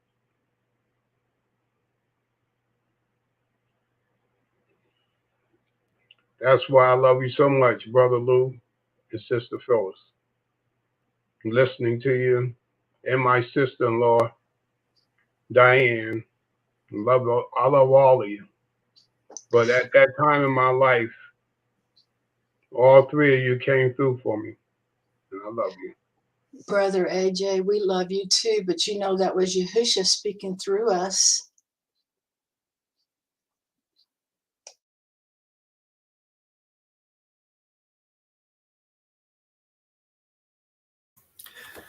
I think, Mishpaka, that every one of us at one point in our lives has hit rock bottom. And it was at that point that we figured out that Yahuwah is the rock at the bottom.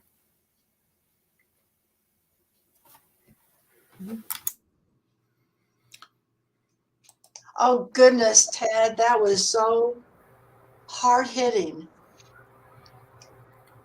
He called us in spite of ourselves. He delivered us in spite of ourselves. He loves us with a love that we could never really grasp, except to, like that lady with the issue of blood, just grab the hem of Yahusha's garment to believe that he will deliver us. And hallelujah. Hallelujah for his sacrifice. Hallelujah. Hallelujah for his deliverance. Hallelujah. Hallelujah for him changing us. Hallelujah. Hallelujah for him bringing us out of the darkness of this world into his marvelous light. Thank you, Yahuwah. Hallelujah. Hallelujah. Hallelujah. Hallelujah. Hallelujah.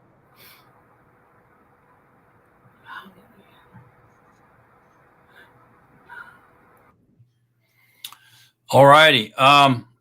Here the last verse here, 31, chapter 1, 31 here, it says that, as it has been written, he who boasts, let him boast in Yahuwah. So we've learned now that we don't want to boast about ourselves. We don't want to boast about any man.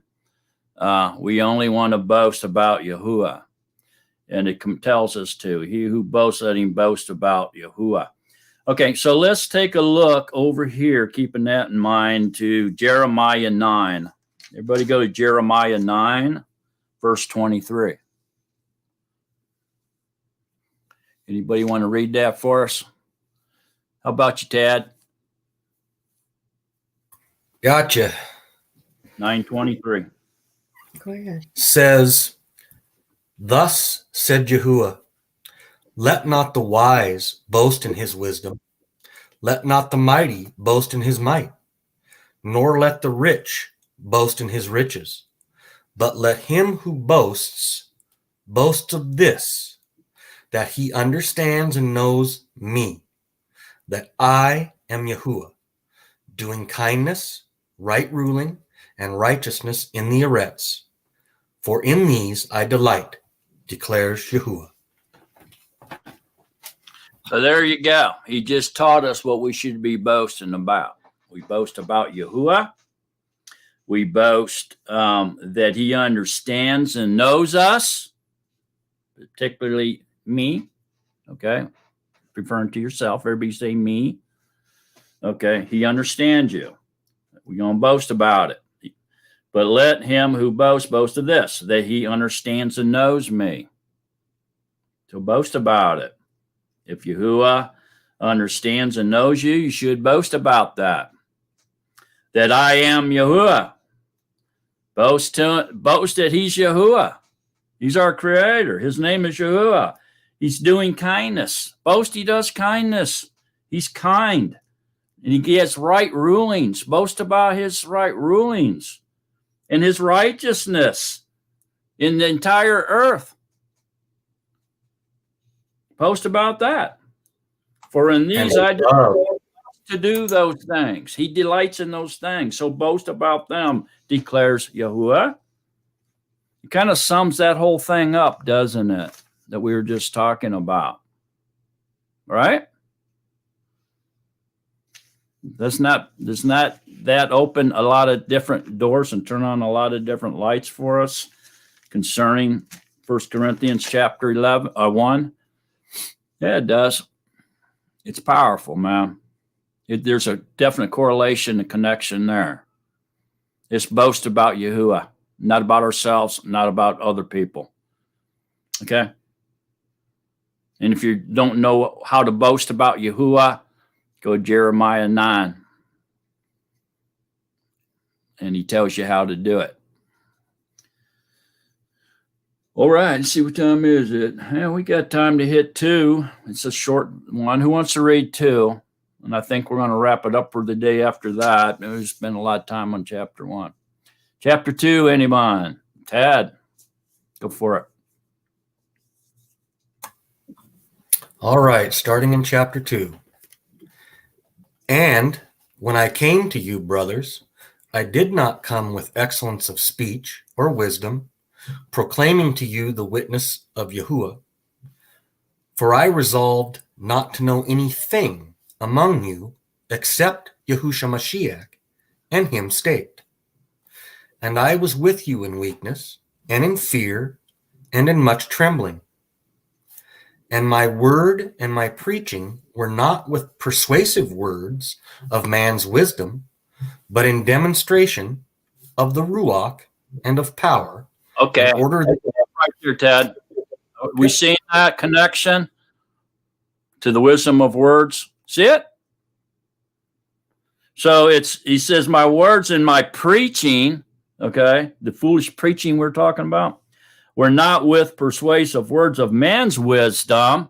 There you go, wisdom of words, man's wisdom. So Phyllis was spot on with that, wasn't she? But in demonstration of the Ruach and of power. There it is. The Basora of Yahusha. This makes me think of, where I stand in my walk right now with Yahuwah, and that it is based on following the 10 Commandments, the fruits of the Spirit, and the gifts of the Spirit that we all as a body must know what our place is by using it in Yahuwah's will, not in our own interpretations. Our interpretations mean nothing. It actually says, "Do not lean to your own understanding," and those who are teachers will be judged with greater strictness. So we cannot throw our own interpretation into it. But I love that Paul is saying that the Basora was put into action. It was not in words, and I love that he actually says that it was a demonstration of the Ruach, and in power. That hits it home how we're supposed to how we're supposed to live it. Yeah. When you're trying to get understanding through our own interpretation or your own interpretation, this is speaking of the mind of the flesh. When you're in the flesh, this holds true. If you're in the Ruach HaKodesh and you're in the mind of the Ruach, then your understanding, your interpretation is coming from our teacher, Yahusha. It's a whole different ball game. Don't get that confused. The next verse is going to bring it home, people. Listen up. Go ahead, Dad.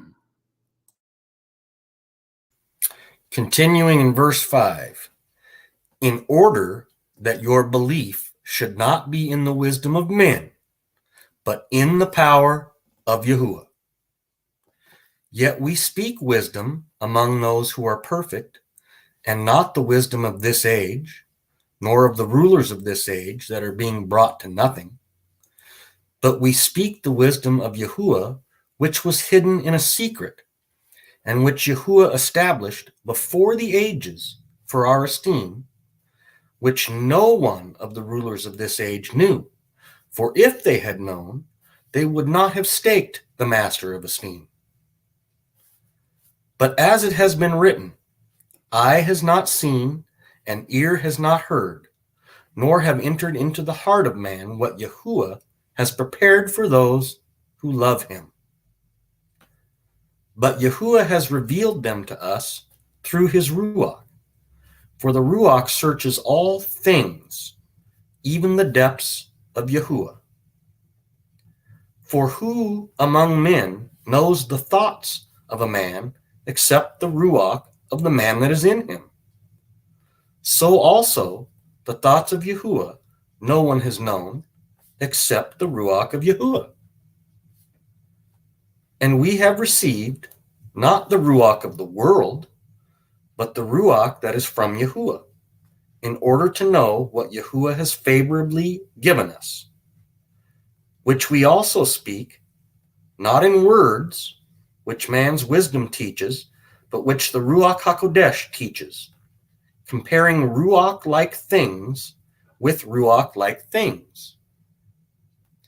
But the worldly man does not receive the things of the Ruach of Yahuwah, for they are foolishness to him, and he is unable to know them, because they are abstractly discerned. But he who is Ruach-like discerns indeed all things, but he himself is discerned by no one. For who has known the mind of Yahuwah? Who shall instruct him? But we have the mind of Mashiach. Thank you, Tad. Okay, a whole lot was said there. And the one thing that really jumps out here is, but we have the mind of the Mashiach. Okay, so this is speaking again to you, Bruce, where you had said that we're not allowed to have our own understanding in the flesh. Okay, you're not. Matter of fact, you cannot understand scripture in the mind of the flesh because the Torah is Ruach-like. So you have to be in the mind of Mashiach in order to understand truth. Otherwise, you're in the mind of the flesh and you are what? From last night, in the delusion. And so you can't understand, even if you wanted to, you can't understand. If you're in the mind of the flesh, because you're still in the delusion. You have to be in the mind of the Ruach before you can even begin to understand. And it's not our understanding, it's the understanding of him who is dwelling in us. The secret of the age, Mashiach in you. Then you understand. Go ahead, Bruce. All praise to Yahusha HaMashiach and Yahuwah on that, because this is the thing I love. To all of you, the reason, everyone in the chat, I'm bold about what I'm confused about, and I put it out there because I don't want to live in any kind of lies and believe that everything I'm thinking is correct. Put me in chat. I think we all, as teachers, are responsible for teaching pure truth, which is what I was emphasizing last night. We are responsible for that, and if when we're wrong, then we need to correct ourselves. But it's so great to see when the Ruach moves on people like this. It's just great to see and feel just how much joy we can have just building each other up. That's all it is. At least that's all my attention is. And I'm sorry to all those if I don't come across that way and I come out pretty harsh. I'm sorry, but anyway. It's just a matter of unity and clarification, brother. Ain't nobody getting down on you. We're just the Natsarim are here to help. Those of you who are seeking help and seeking truth, you're more than welcome to sit with the Natsarim and discuss these spiritual matters involving Yahusha, our creator and our deliverer. We're more than happy to help, more than willing. Okay, anybody? Okay, now I think we're going to end here because I think that we've had a lot, we've taken in a lot at this point. And I think we just all need to dwell on what we've learned this afternoon. And we all need to take this at a higher level when we get off of here and communicate with our master over these things that we've just studied about. I think this is a critical point, and we need to stop right here, communicate with the master so we learn more and we get his deepest teaching possible from this subject by communicating with him and praying to him the rest of the day. Okay, so at this point, I'm opening it up wide open. Y'all talk about whatever you want, ask questions. You got questions for anybody at all, ask. Don't hold back. Don't quench the Ruach. That's the worst thing we can all do. Okay? Anybody? I gotta go. See you, Bruce. See you next week, brother. Anybody got any questions or comments? Advice?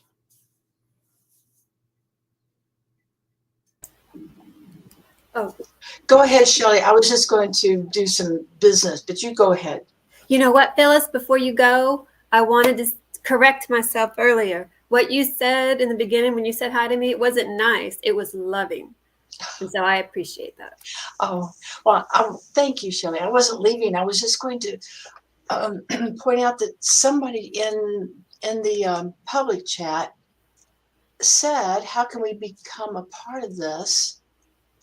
I can't. They were an assembly, and I thought it would be very good if we could hook up with this other assembly, but the hot, I don't see it now. It's like it's gone. Oh, there it is. Hot. There you go. Thanks, Mark.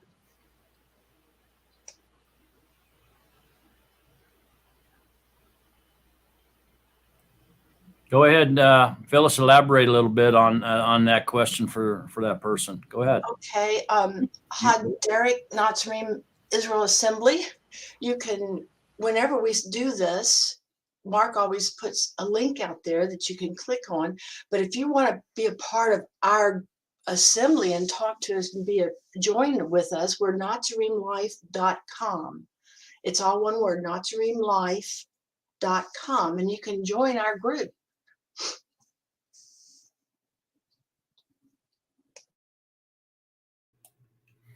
Yeah, and we're all the one body of Yahusha, okay? And the group is the Mashiach, and we're all part of him. We're his body. We're different components in the body, but there's only one body. There's only one Mashiach. There's only one Ruach. There's only one Torah, okay? There's only one Ruach that does everything.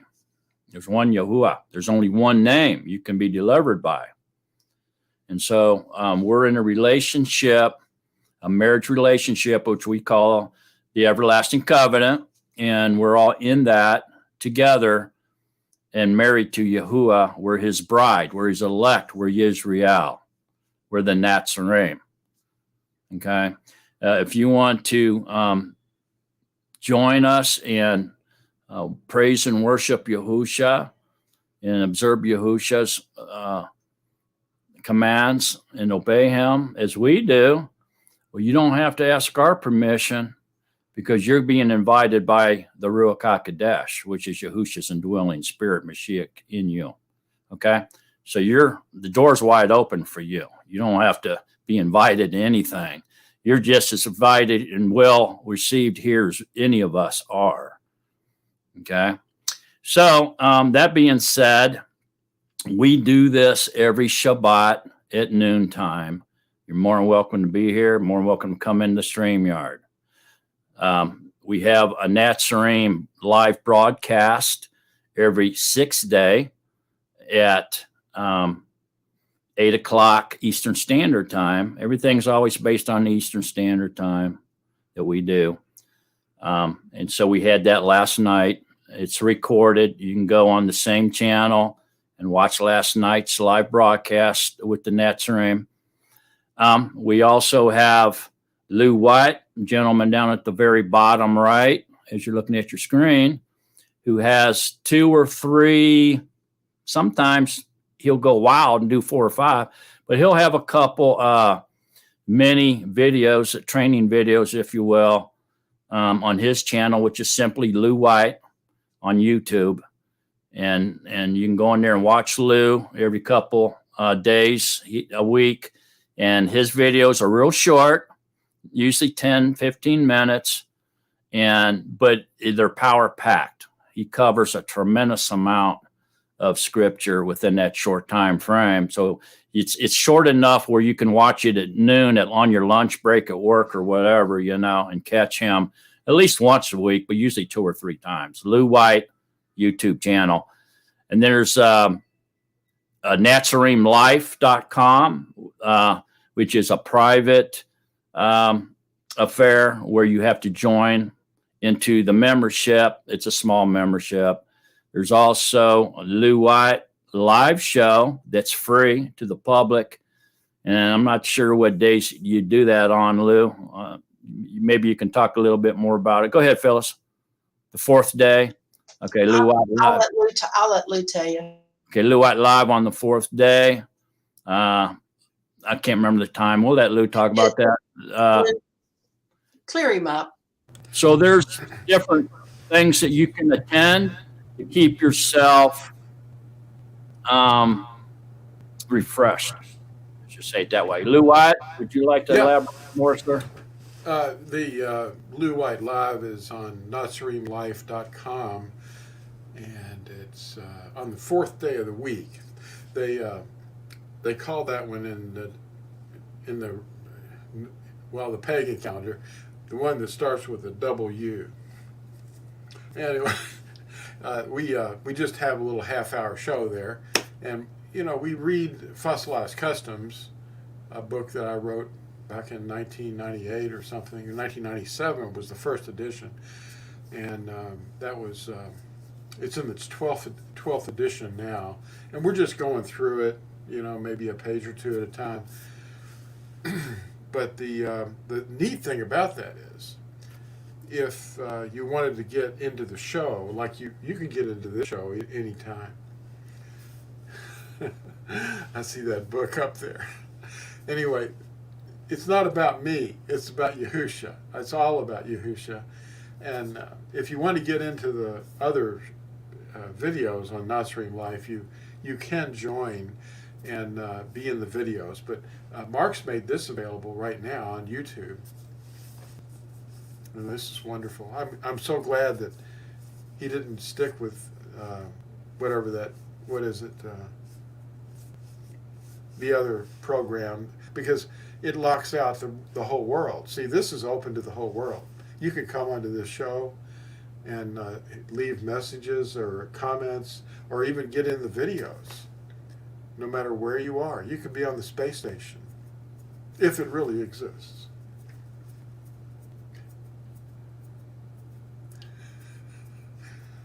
Can I just ask Shelley real quick? Give me a call sometime, hon. You got my number.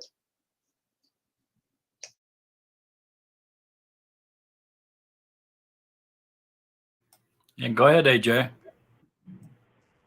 I thank the Father and Yahusha HaMashiach for the people that's out there in the chat and hearing and seeing us, that you're welcome, all brothers and sisters, always. We love to be on the same mind and one accord always, because this is what Yahushua teaches us we should do. And we give testimony of how he brought us to him, where we were in our darkest hours. And I know many of people out there that's listening in the chat, maybe seeing us, that have some experiences where Yahushua met them on their road as well. And this is what we talk about. This is what we speak about all the time. And there's no one over anyone. But just understand the Father does have brothers and sisters in place that he has elevated to help the body, so we all can grow. That's my message to those in the chat. And we love you, no matter where you are, where you come from. So just come on. Don't sit back. Come on.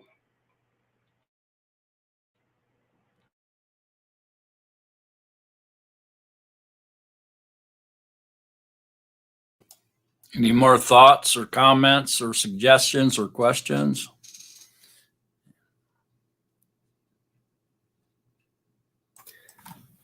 Yeah, if anybody out there in the chat, like Brother AJ was saying, wants to come in and share, don't quench the Ruach. Don't quench the Ruach. Don't be afraid. We're all in different places and we're all learning together. And we all love Yahusha HaMashiach.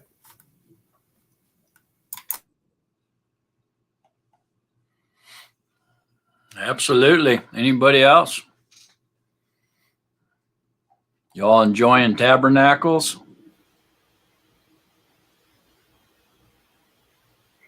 Lou White, can you speak a little bit more on tabernacles here? We got. I know we're. Wait a minute. Ro wanted to tell us something real quick. Oh, go ahead, bro. I'm sorry, I didn't see you. Just turn on your mic when I don't see you. No problem. I just wanted to share a little bit of our tabernacle that we did some camping, and we did walking in the woods, and we did a whole bunch of stuff to bring, I guess, more spirit into our life, to learn. This will be really our first one, right? The second, but better. Yeah, this is the first one that we really We do better every year. We try to do better, yeah. So it was a great time for us. Just wanted to share that. That sounds really cool, man. Go ahead, Tab. Just real quick, Brother Mark, you mentioned something last night on your show about the, and I hope I'm not getting this wrong, so correct me if I am, that we were not to spend the 8th day in the sukkah. And I was wondering if that's true. Could you elaborate just a tiny bit? Yeah, sure. Okay, so the first day of Sukkot is Yahusha's birthday. It's when he was born. Okay. So baby Yahusha was born on the first day of Sukkot in the fall, when the shepherds and the flocks were still in the fields just outside of Jerusalem in some type of animal shelter, okay, a booth.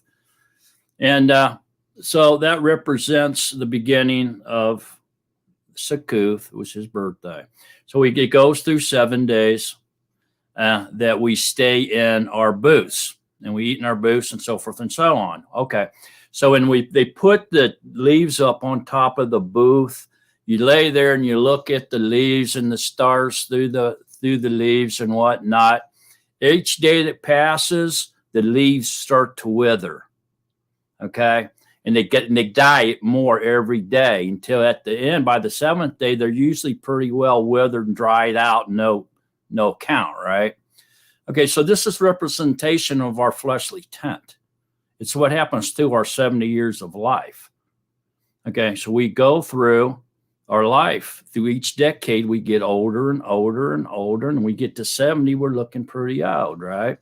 And we can still live to be 100. Yeah, I look at pictures of Lou when he was younger on Tourzone, and the thing you were doing, I can't remember the name of it now.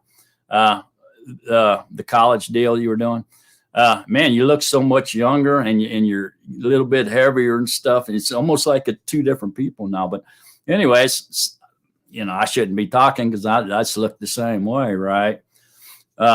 Same type of changes. But anyway, this represents our body dying as we get older.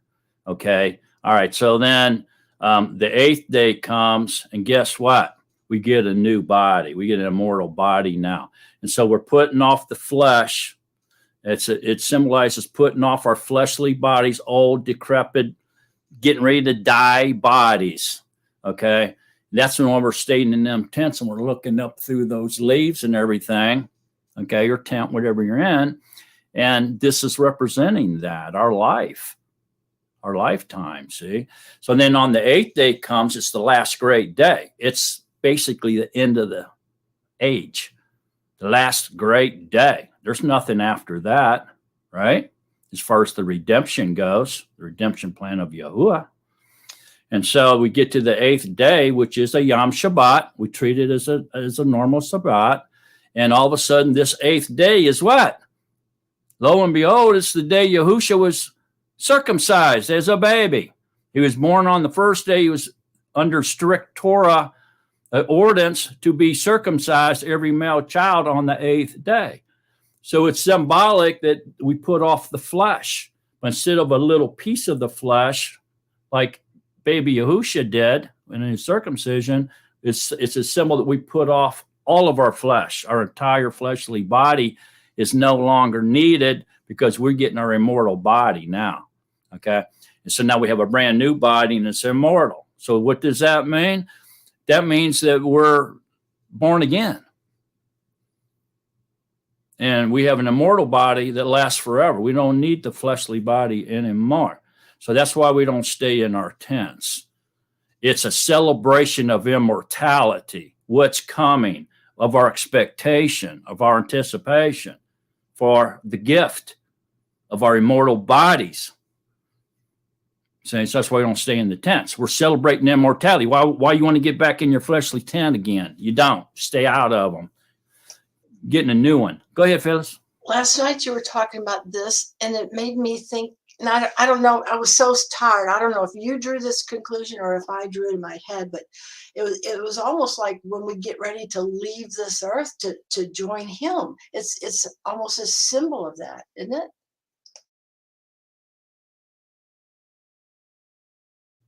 Absolutely, it is. I mean, that's what's going to happen. So we get our new immortal bodies. We're going to be caught up with him and be with him forever and ever and ever. Why? Why is the first resurrection, the election Israel, going to be caught up with him and be with him forever, ever and ever? Go anywhere he goes, we're going to go with him. Why? Anybody? Because we're his bride. Even more. Even deeper than that. Obedience. Even deeper. Why are we going to be with Yahuwah forever? Go everywhere he goes. Never be separated from Yahuwah. Because we're part of him. There you go. Closer to him. We love him. Yeah. Because we're part of him. We're his body. Yes. He's the head, we're the body. We're connected to him, man, by the neck. Not by the hip, by the neck. Go ahead, Yami. Sorry. No, that I was gonna say that because we love him and we want to be with him forever, finally, Yeah, absolutely. So who loves him the most? The foot or the neck?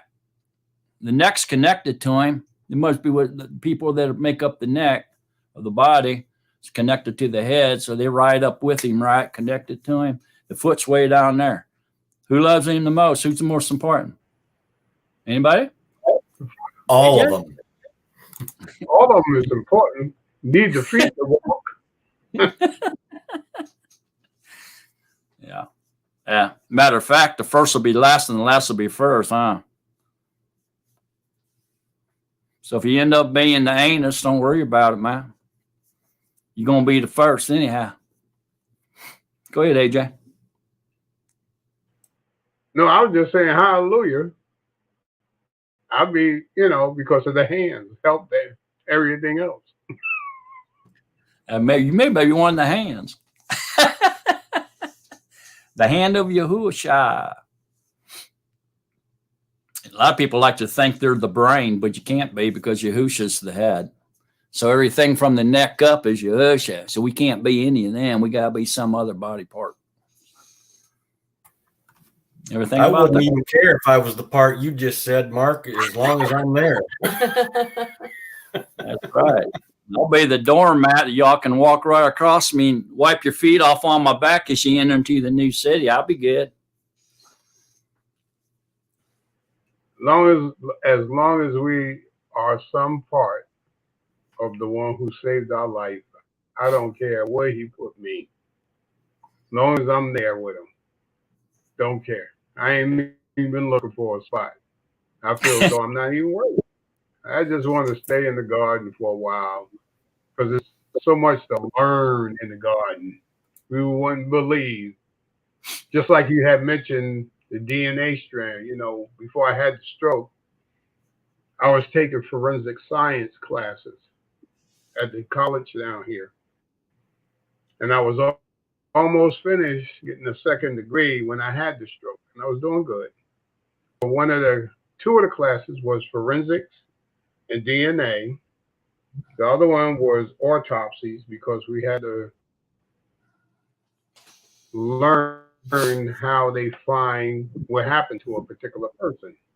But the DNA strands, it wasn't a long thing, but as far as the teaching in the particular class, but we had to look at the DNA strands and we had to compare them with other DNA strands, and we had to put them together. That was our task in the classroom.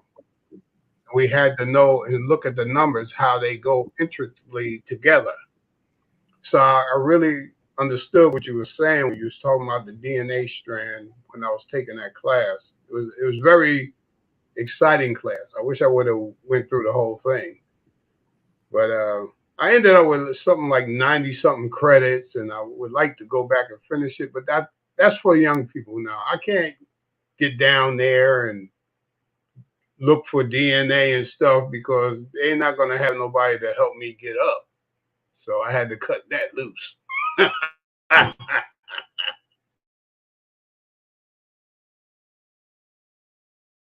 Yeah, Brick here's mentioning that the name of Yahuwah is written in our DNA. And it is the connection of those codes, those letters that creates it. And it's Yah. It looks like Yah is what it does. And basically our face here is supposed to be written Yah as well. And in our face, on the palm of our hands, in our DNA, and on our heart. There's actually, it looks like a shin on our heart. And everybody, most of the Natsarim know that the shin represents Yahuwah. It actually is the symbol for Al Shaddai, the shin. So when you see that, it means Al Shaddai. And so that's on our hearts. It's also written in the valleys of Jerusalem. The 3 valleys that come down through Jerusalem, it looks like a shin. Remember, he said he'd write his name there and he would keep his eyes, would never leave Jerusalem. Well, it's written in the valleys in Jerusalem, the shin, mean Al Shaddai.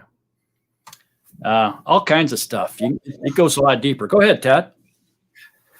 Just for a second there, I didn't quite understand what you were talking about, Brother Mark. I was thinking shin, like shin bone, but I think you were talking about the letter shin. Is that correct? Okay, thank you. Yeah, shin, it looks like a W, kind of. Hebrew, Paleo Hebrew. It means Al Shaddai when you see that. That's what the represents is Al Shaddai. The shin. Yeah, I just got confused there for a second until I realized, oh, he's talking about the Hebrew letter shin. Okay. I guess I'm talking like everybody knows what I'm talking about, but Yeah, you were talking about body parts. yeah, body parts. Yeah, there it is. The shin. So we have the Yod, Hey, Ua, Shin, Ayin. So it spells Yahusha. Of course, Yahuwah is Yod, Hey, Ua, Hey. Those are 4 vowels. Is Yod, Hey, Ua, Shin, Ayin 5 vowels? Anybody? Diane, I know you know. Are those 5 vowels? The sheen is not, because it makes a sound, a hissing sound. Can you explain that, Lou, how the symbols and the vowels leave our mouth? Sure. Consonants and vowels are completely different. These are 4 vowels, as you said, starting with yod over here, and then hey, hey. And that's because there's no use of the lips or the teeth or the tongue on the roof of the mouth or guttural noises, and it doesn't stop the breath. It's all just breath in the mouth cavity. But now consonants use the teeth, like shh, or the lips, like when we say the letter B, we have an explosion, B, or L. Our tongue comes in contact with our teeth, L, or the roof of the mouth, or the tongue in the roof of the mouth. There's a difference. And whenever you say sheen, or pronounce a word with sheen in it, you're making a hissing sound, and that's a consonant. teachers of Hebrew don't really know what a vowel and a consonant are. So a lot of them, in fact, most of them say that the Hebrew letters are all consonants. They're not. There's a subtle difference. You have to look up the definition. Yeah, and so there was a person on the Natsarim Life broadcast last night. Y'all might have seen his comment, and we were kind of talking about that a little bit.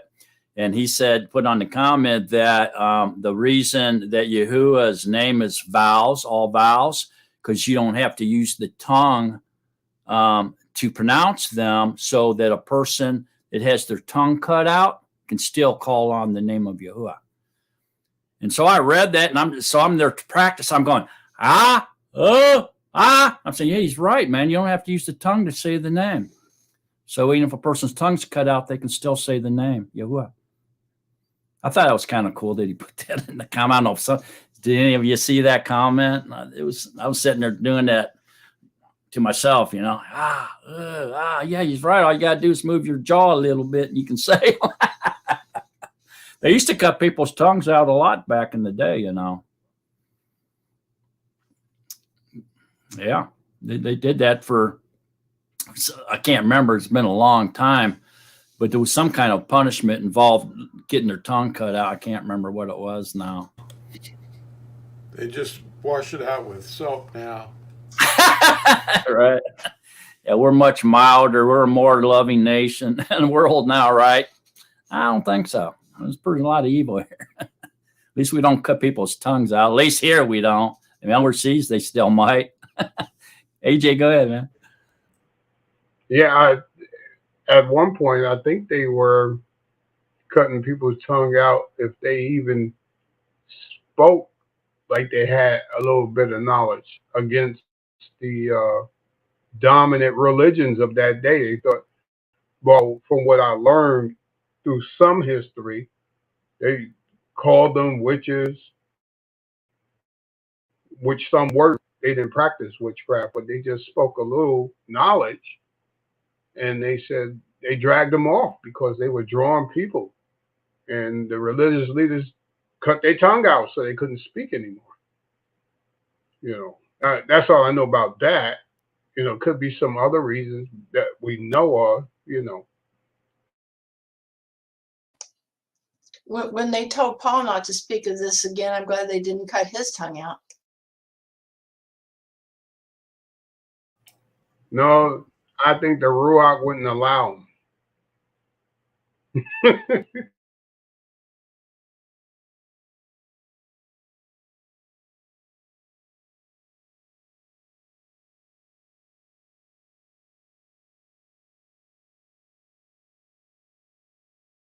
So here Brick is saying that they are sequences of instructions that are separated by sulfuric bridges, which are bonds that hold every strand of DNA together. That's what those bridges are, what makes the name Yah. Looks like Yah. Very interesting. That's in our DNA. And what's even more interesting is there's people out there saying, I don't know if it's true or not, but they're saying that these vaccines and boosters, these snake bites and so forth and so on, are actually go in there and deteriorate these sulfuric bridges and erase the name of Yah off of our DNA. It removes the name. That's kind of spooky if it's true. Well, I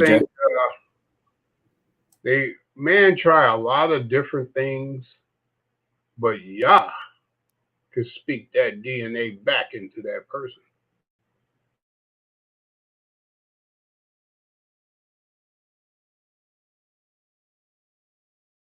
Absolutely. All things are possible with you. He can restore if he wants to, for sure. We're never alone. Yahuwah's always protecting us, restoring us, healing us all through our life. So he absolutely can correct anything that the beast or the Satan does, to us. But we have to be on our guard. We don't want to tempt him either. You're not supposed to tempt him, bring temptation onto Yahuwah. Oh, you say you can do this? Let's see, I'm going to jump off of this building and catch me so I don't die, So you're not supposed to tempt him either, So we got to be careful and just, be alert to things that have a negative impact on our life. Like, if that's true, that's awful, that they're really doing that secretly to disrupt Yahuwah's creation by destroying his DNA, the DNA of his that he created for people. I mean, that's, to me, is how wicked is that? How evil? That's an evil plot. I mean, wow. I mean, that's wicked beyond my mind. My mind doesn't even go to them kind of places to hurt people and hurt Yahuwah like that. How does their mind even go there? Because they're listening to the devil. They're doing the works of the devil. They're father of lies. It's really weird. Go ahead, AJ. Yeah, it made me think about for a few minutes. Father said, they think they can make people forget my name, but I will make my name known to them and shall make it known.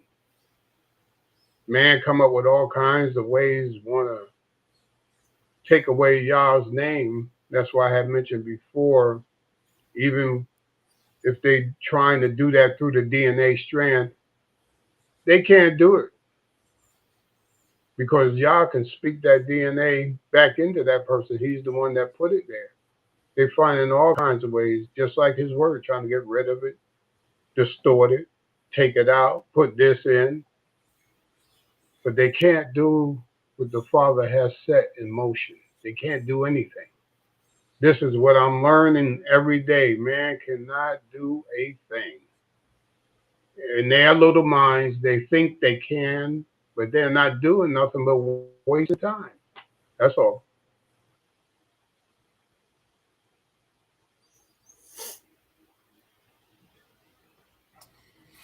Yeah, it's a waste of time because in the end, they're all going to be destroyed in the lake of fire where there's going to be weeping and gnashing of the teeth, folks. Go ahead, Shelley. I agree with everything you just said, AJ. I was thinking the same.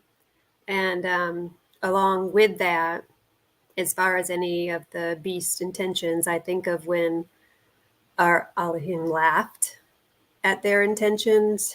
I have several people that I care about that went ahead and took what the beast thinks they're going to change the DNA about. And so I pray, and I really try to pray with what the scripture says, that if you pray with the belief, then it is true. And I pray for their DNA to be restored to God's original design. And I think of that. I think of the belief of what you pray and how Yahuwah laughs at the intentions of the enemy. And that's what keeps me from spiraling into much grief when I think of those that I love that made a choice that may not have been the best choice. And to that, I have one here. And we're about to discover the gender of the baby that they're carrying. And so I would really appreciate some prayers for no interference. I pray for the enemy to not be successful with any interference that he may have tried to do with one of my daughters who did make a choice I wish she wouldn't have. And she's now pregnant, so I don't know how that may carry on. So prayers of protection and healing, and for my daughter and the unborn child's DNA to be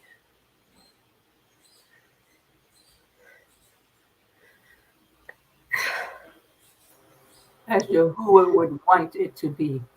okay. Yahusha HaMashiach's name.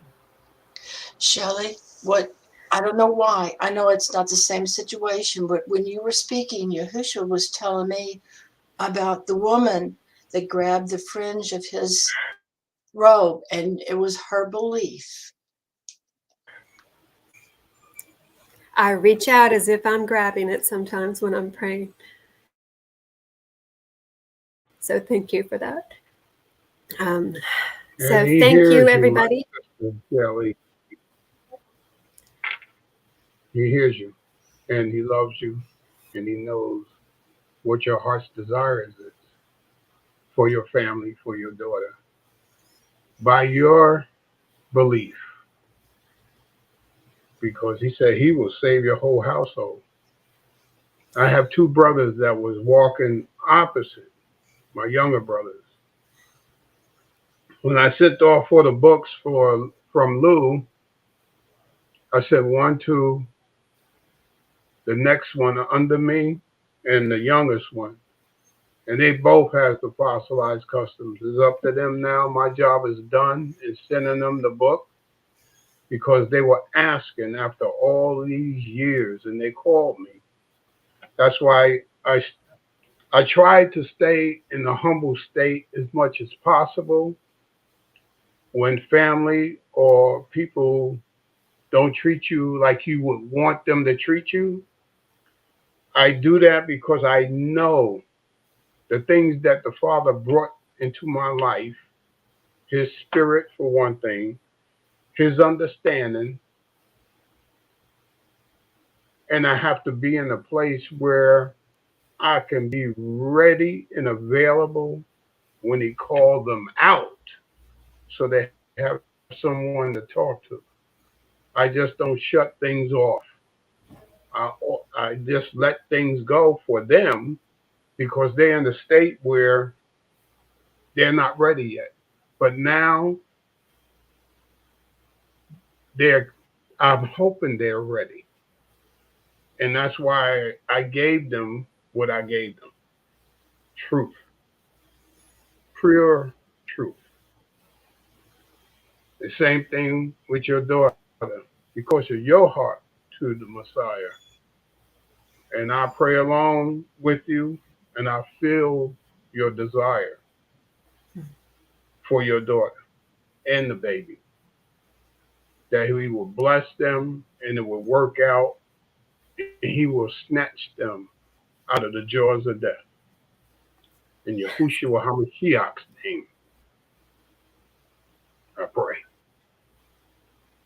He will bless.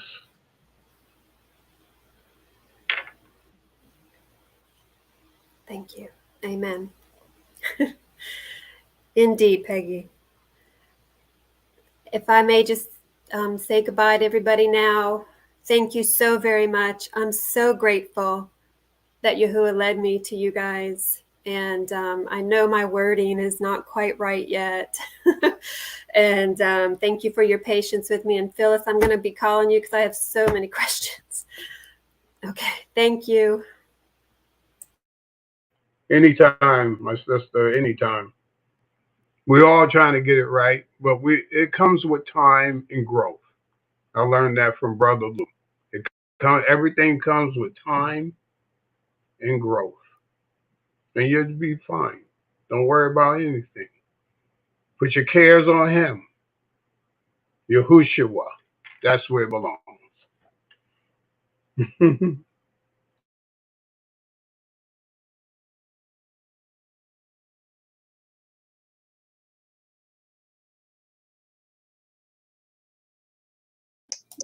Brother Mark, you're doing a wonderful thing.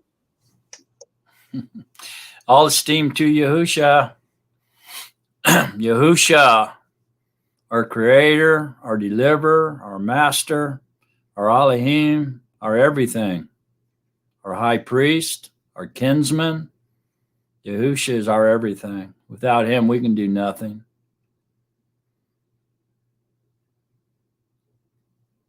I love you, Phyllis. I love you too, Lou, and AJ, and Diane, and Tad, and Marianne, and Yami, and Rule, and all of you in the chat room. We love you too. We love you too, Brother Mark. Lou, you got anything you want to share about the end of the feast, tabernacles? Anything that's happened along the way, this festival, and anything at all? Doesn't even have to be about that. Well, every year, as we obey the festivals and even the shabath every week, there's always something that comes into our hearts that we learn from Yahusha. Sometimes I'll wake up in the morning and I'm not even out of bed yet, and I'm thinking His commandments in my thoughts, and something pops into my head, some verse, something He's sown in there. But this year and during the Festival of Tabernacles, more has opened up about the real one that's going to be occurring, which is going to be like they call the second Exodus.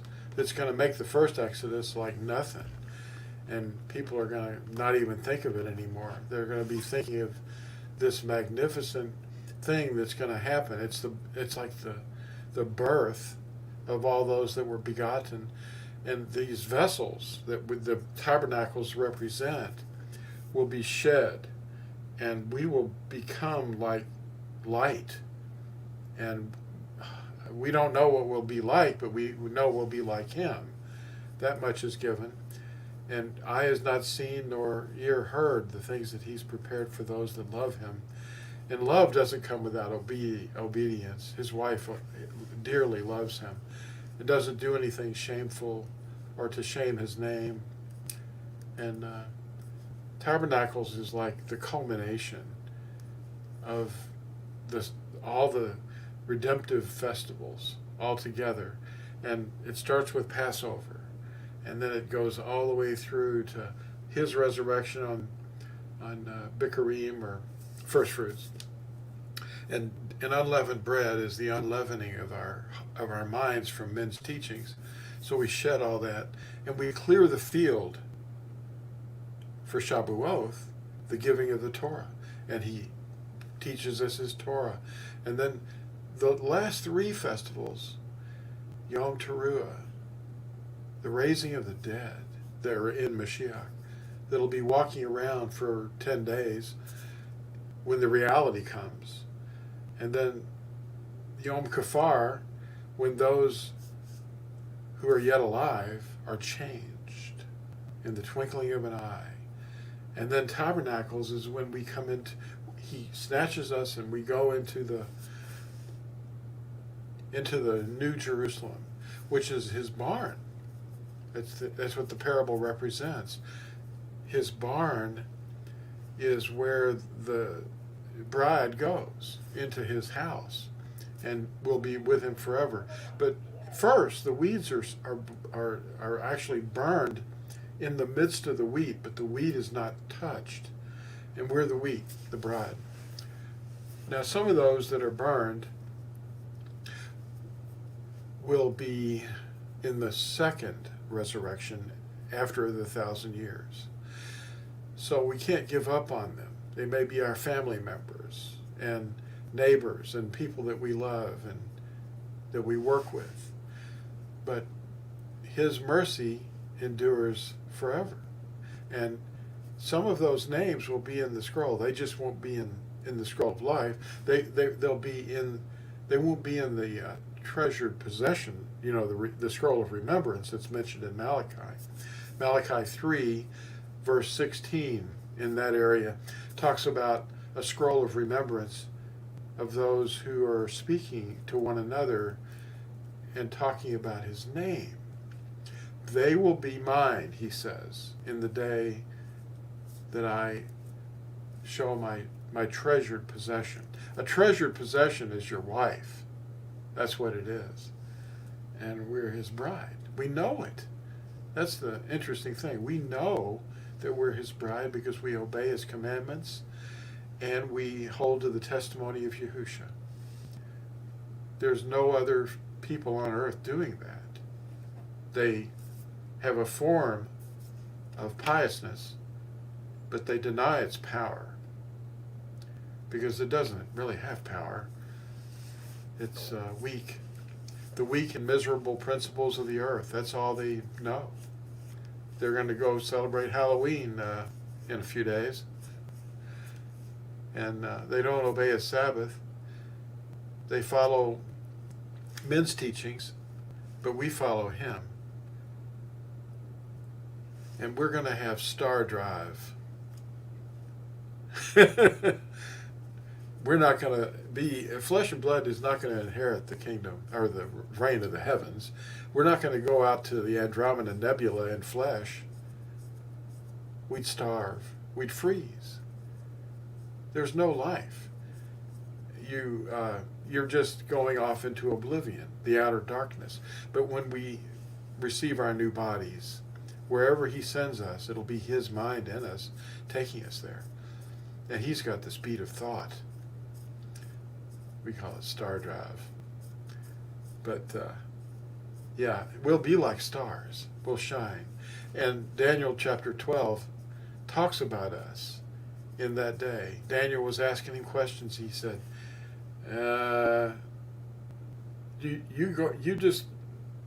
we'll put that on hold now. Basically that's what he was saying. You go your way, Daniel, and you will be raised. But and that's good to know. Daniel knew Yahuwah very well. He was the beloved of Yahuwah. That's what Gabriel told him. He said, you are highly esteemed, Daniel. Do you have something to say, Phyllis? I had a question. I wonder if you could clarify it, and if I'm out of place, just talk to me later. But you said the weeds will be taken out and burned, and then that day, and then, or I thought I heard you say that, and then they were going to be burned, but then they're going to be resurrected. If they're burned, what's going to be resurrected? That's confusing. They're going to be burned twice. That seems like unreasonable. Okay. By that, I just mean that those that are still living on the earth that are not the bride, on Yom Kippur, one of these years that we experience, the 10th day of the 7th month, there's going to be an event that's going to put to rest all of these. The beast and the false prophet will perish because they're not. He can't allow this to go on. He's got to burn the earth, and all those that are not his bride have to go. And that's how they're all going to go. They're the weeds.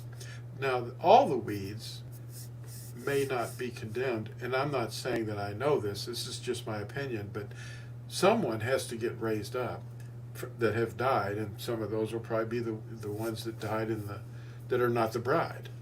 And then their names may be written in the scroll of life, and in the second resurrection they will be raised in immortal bodies, as they all will, and then the ones that are not written in the scroll of life will be thrown into the lake of fire. And among them, some of those people that were burned once in their bodies will be forgotten, and no one will ever remember them. They're just gone. Yeah, I guess they would, but some of the ones would be burned twice. But that not their body. You don't have to worry about the one that can destroy the body, but rather the one that can destroy both the body and the ruach of the person and the nefesh. Because when he gave that first man and woman, when they were together in one body, when he formed them, he gave them a kiss of life. It was a breath, and he blasted his character into them so that they might rule over the earth and the beasts and all that. That's just the way I see it. But it's not necessarily, that's just a shadow of what it really was like. But yeah, back to the resurrection. The first resurrection will be the bride. And Mark agrees with that. Yeah.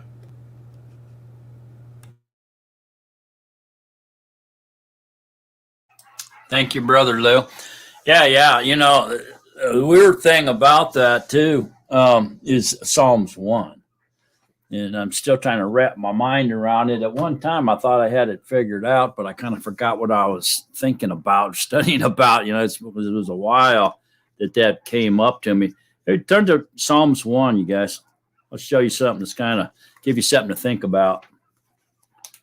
Yeah, some of you might get it right away. I don't know if the rule shows it to you right away. You'll get it. In Psalms 1 there, it says, I'm going to go down to 4 real quick. It says, the wrong are not so, but are like the chaff which the wind blows away. Therefore, the wrong shall not rise in the judgment. And I read that, I'm like, what? And nor sinners in the congregation of the righteous. To me, that means they're not going to see the new city. The congregation of the righteous is the new city. And so the sinners are not going to get to see that. They're going to be destroyed before the new city comes. For Yahuwah knows the way of the righteous, but the way of the wicked ones will perish. And so a while back, when I was really into this, what we were just talking about, I came across this and I started actually somebody pointed this out to me. I was scratching my head on it. I came up with a solution, but I've long forgot it. But where it says, therefore the wrong shall not rise in the judgment, I'm just wondering, is that the ones that are burnt up in the day of Yahuwah?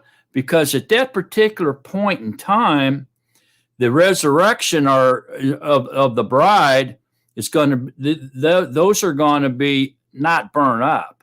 So everybody else that's burned up, but it does say a few will be left. Not all men will be, but some men will be left, but very few. And in the day of Yahuwah, when he lights everything up, right? Does that mean they're not going to rise and be judged because they've already been judged and fried, annihilated at that point? Because it does mention that the bride is going to be walking on the ashes of the wrong. They're going to be ashes underneath our feet. So are they going to remain ashes? That's the end of them? Is that what this is speaking of? Therefore, the wrong shall not rise in the judgment, nor sinners in the congregation of the righteous. So the congregation of the righteous would be the camp of the Kadeshim, which is the new city, right? Kind of a twist, something to think about, man. I can't remember what my solution was for the life of me, but I did study that pretty hard for a while. Anybody got any thoughts on it? Lou?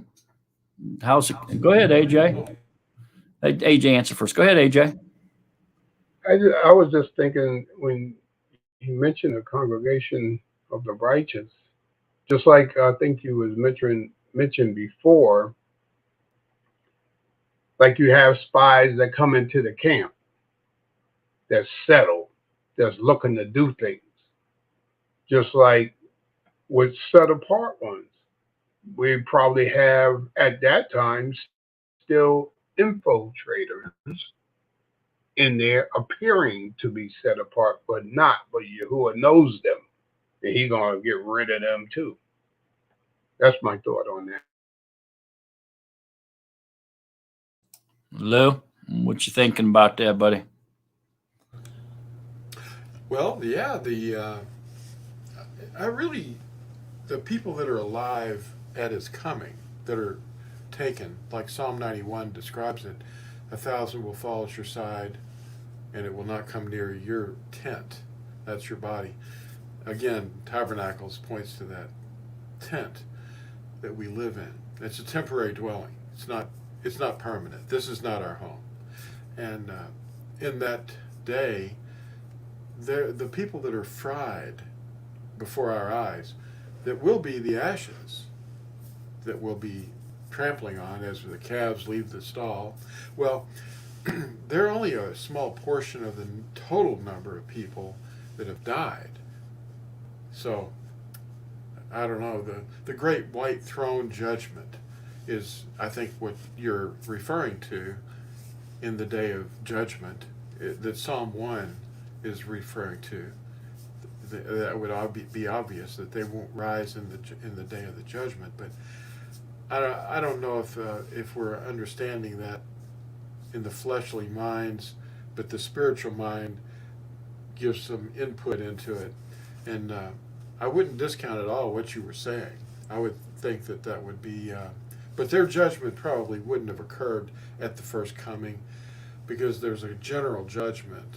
And the ones that make it into the scroll of life that were not the bride, to think that some of them were fried and already judged, I don't know. I can't say, but it seems like that he would raise everybody that's not the bride, and then they would stand there and go, well, let's see, is your name in there? Let's see. And it's his decision.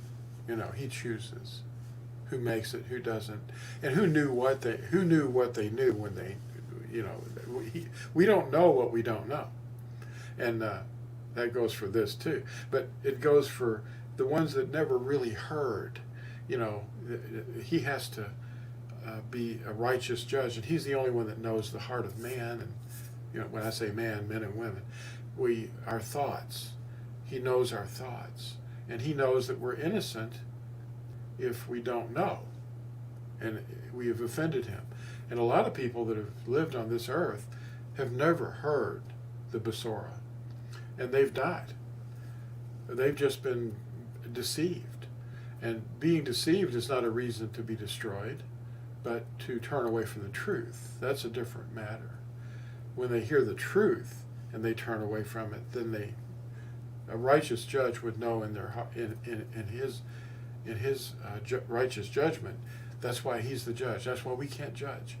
We can't judge Adolf Hitler or Constantine, because we don't know their heart. But we know that we were misguided by them, and they've done damage to humanity.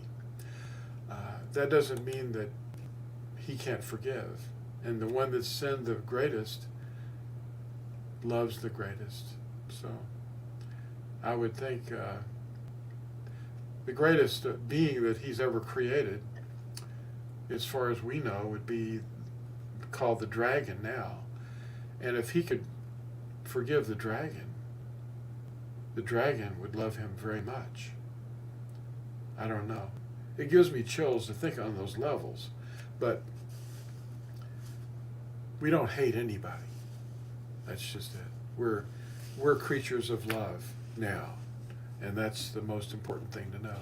So when you see arguments and divisions, remove the log and just say, that's not what we do. We're not about arguing, Just love and pray and hope the best for them. Okay, you brought back my memory, man. I remember what it was now. So thank you, Lou. Finally, I remembered it. Yeah. This is not speaking of that the wrong shall not rise to be judged at the white throne judgment. Okay. What this means is at the white throne judgment, when they're there, they've been resurrected and they're standing there, because it says everybody's going to be resurrected. Right? All the living, no matter what. And so when they're there already, they're not going to rise and give defense of themselves. They have no defense. They're just going to sit there and be quiet. So they're not going to get the opportunity to rise and give an excuse or a different version of what they're being accused of, like happens in a courtroom. They're going to have no excuse, no defense. And because they know they are guilty and they know they're deserving of punishment. Okay, so that's why they're not going to rise in the court of Yahuwah. They're just going to be quiet and accept him. They're not going to have a chance. He's going to have so much written down, every little word they said, every thought they have, it's going to be presented against them. They won't have any defense whatsoever, so they won't rise to their defense. That's what it means. That was the conclusion I came up with anyway. That's my opinion, I should say, but that's what I came up with. Well, thanks, Lou, man. I've been trying to think about that for a long time now. You just brought it right out, brother. Go ahead, Rule. It's a quick question. When we talk about him scorching the earth, could it be like a mega world war with nuclear weapons, and that's how the earth will be scorched? Go ahead and take that, Lou. Yeah, it could be any number of things or a combination of things, because it's going to be, he mentions the sun burning men in Revelation 16, I think, talking about that. And I have a tract on my website about that you can download free. It's every knee will bow and every tongue will confess Yahusha is Yahuwah. That's right. The tract talks about the prophecies from Revelation and other places where the sun is going to actually be used as a, in the bowl judgment. The messenger was sent out and he poured his bowl out on the sun, and the sun became extremely hot, and it's flaring right now. We're getting more flares now. We're in a cycle that we've never seen so great for the sun to behave. You can feel it in the middle of the winter. It just burns your skin. Yeah, there it is. Tad's got that up there. What's the name of the track? The track. What was the name of the track? Yeah. It's called Sudden Destruction. Thank you, Ted. Sudden destruction.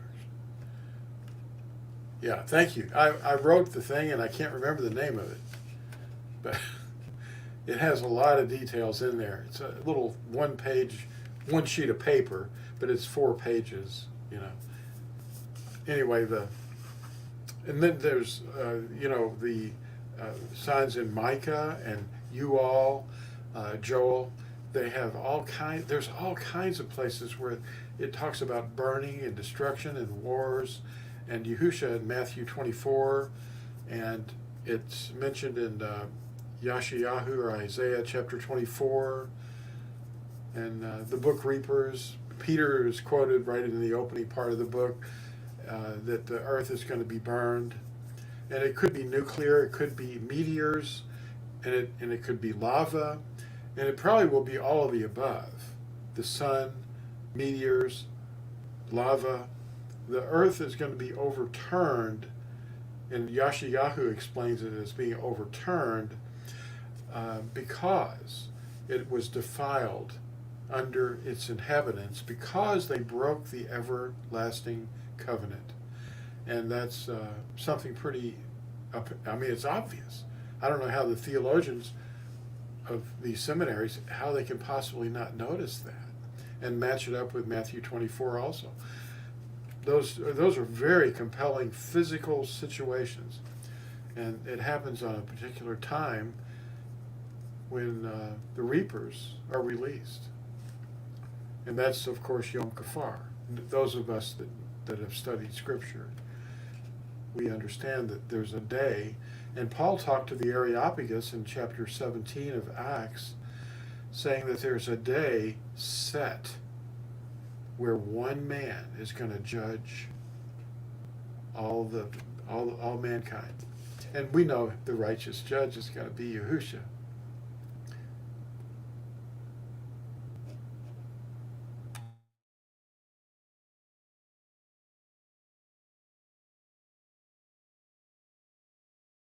I put the link to the download. It's a free download on the chat. We have the little chip. It should be in there also.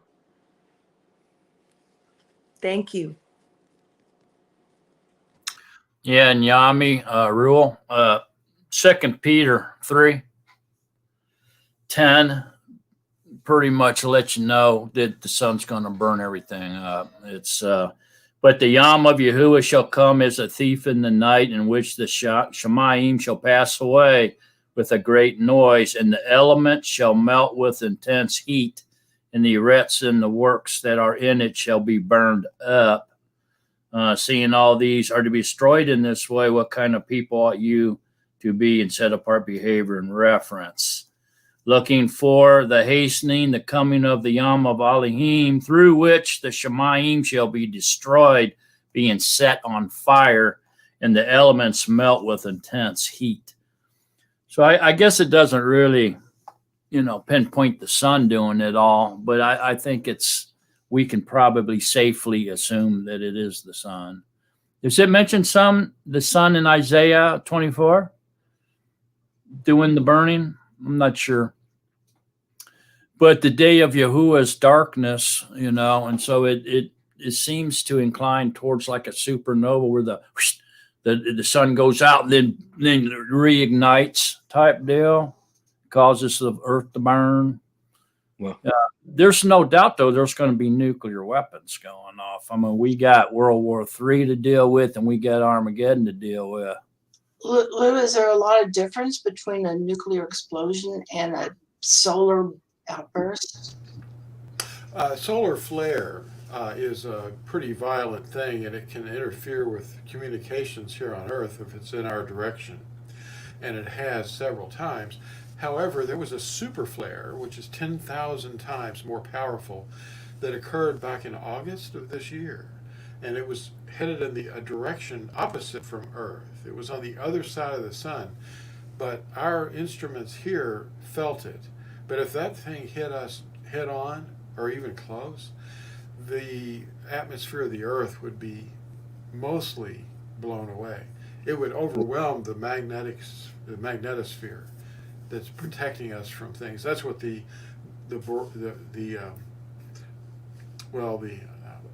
borealis, the glowing, happens at the north and south poles, because the magnet of the Earth, which is relatively weak, brings in these particles that are emitted. They're corpuscular emissions, radiation. Corpuscular radiation is physical. It takes about 8 minutes for the light to come, but it takes a little longer for the actual physical things that are probably traveling at near the speed of light, because they're being ejected under high energy sunspots mainly, that are exploding into the space.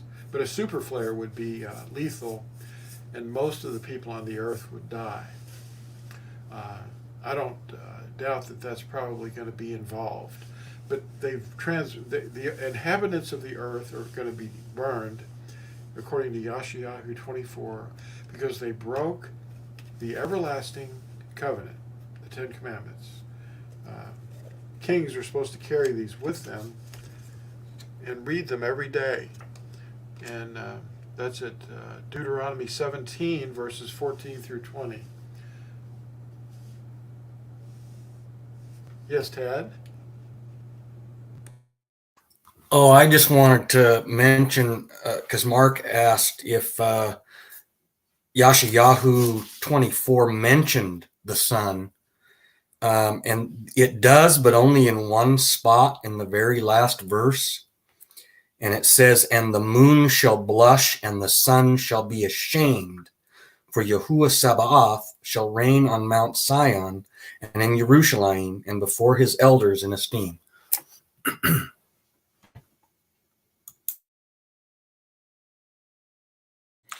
Yeah. I mean, I agree with Lou. I don't think there's a nuclear bomb big enough to burn the entire Earth.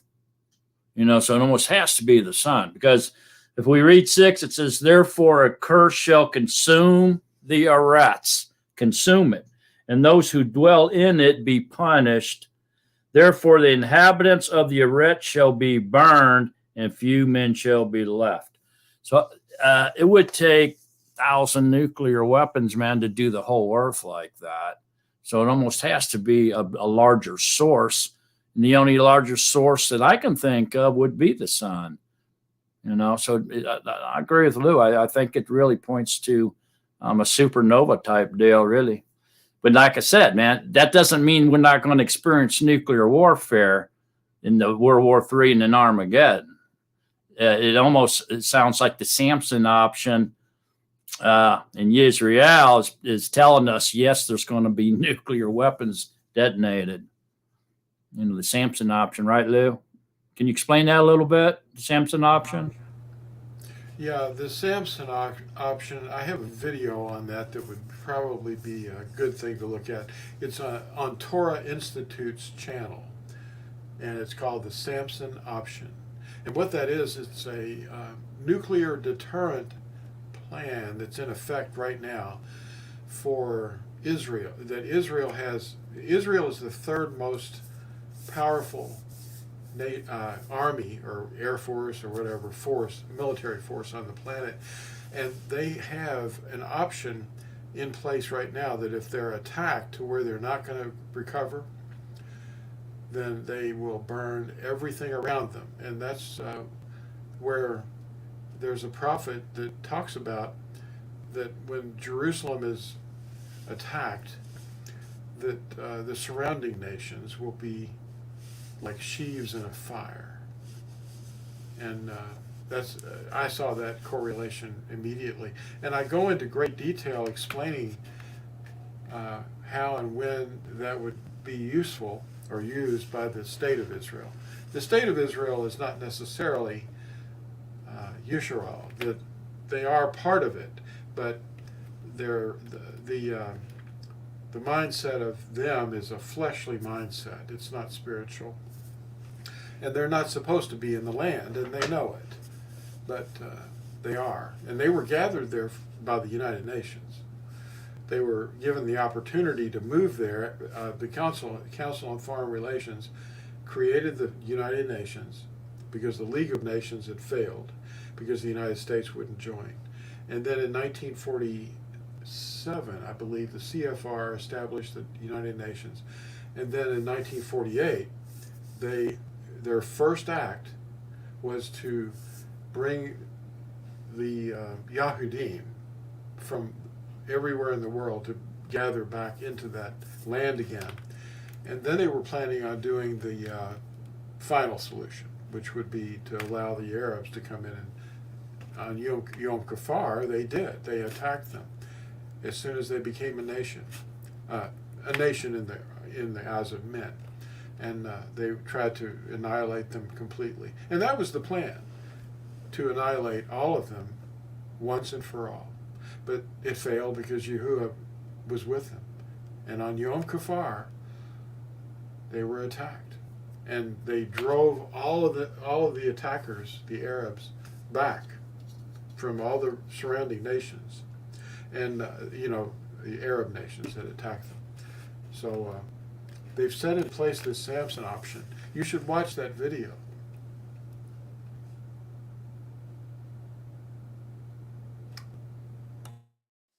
Thank you, Lou.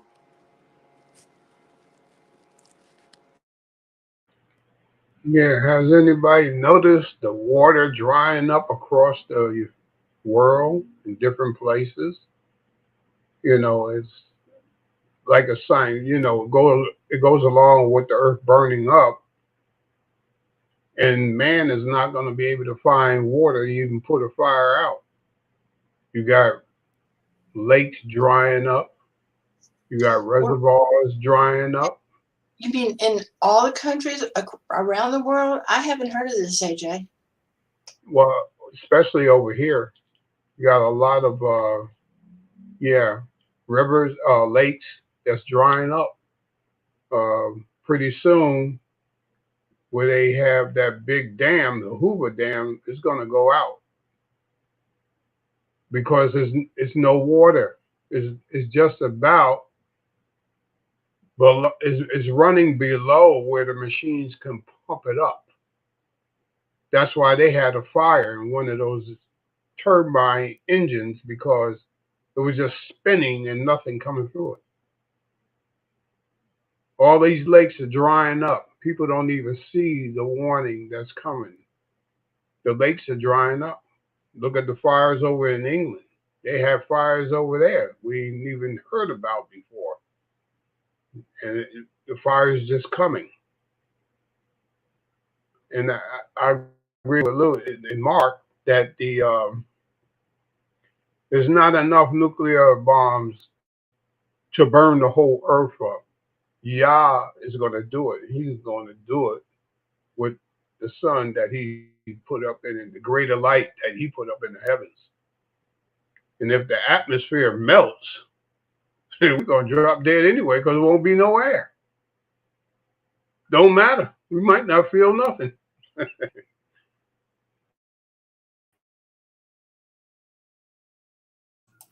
Yeah, I think that's Lake Mead out there in the west, and it feeds the entire southwest United States, and it's drying up dramatically. As the level of water drops, they're finding more and more dead bodies in there too, man.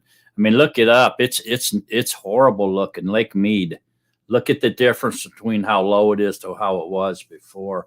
And one really scary part of the world is Kashmir, and that's where India and Pakistan's fighting over. That's their water supply right on that border. It's the hot spot of the world, really. That lake is drying up, and that supplies them with all their fresh water. And both of them nations are nuclear powers, India and Pakistan. So yeah, AJ, I mean, I hear what you're saying. We've had a drought here drought in Texas here that's getting pretty long too. We haven't had hardly any rain here this year. We're having a drought too and a warning, but Tad had his hand up a minute ago. Oh, go ahead, Tad. Just interrupt me, man, if I don't see your hand. I just wanted to, for Raul and Yami,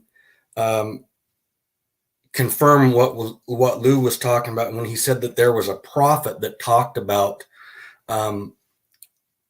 the Samson option. It's in Zechariah chapter 12, and it talks about Jerusalem being a very heavy stone for all the nations. And then in verse 6, he actually it talks about the leaders of Yahuwah would be like a fire pot among the trees and torch of fire in the sheaves, and they shall consume all the peoples all around on the right and on the left. And it talks, it has a little quote there about the Samson option. So if you look in Zechariah, you'll see what Brother Lou was talking about just a little bit ago.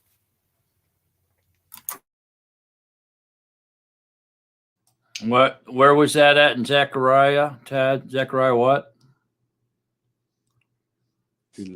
Well, Chapter 12.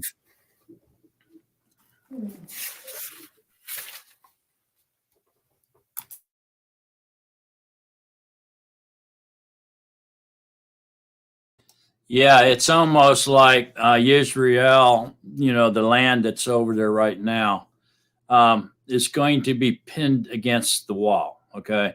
And so they're like just about ready to be defeated and taken over. Half of the houses are taken, half of the city, and the women are ravished and all that. And they got their backs against the wall. And so they look at each other and say, look, we got to do one of two things. We have to surrender, which may be a total annihilation or a genocide of Israel will cease to exist, or we do the Samson option and nuke them.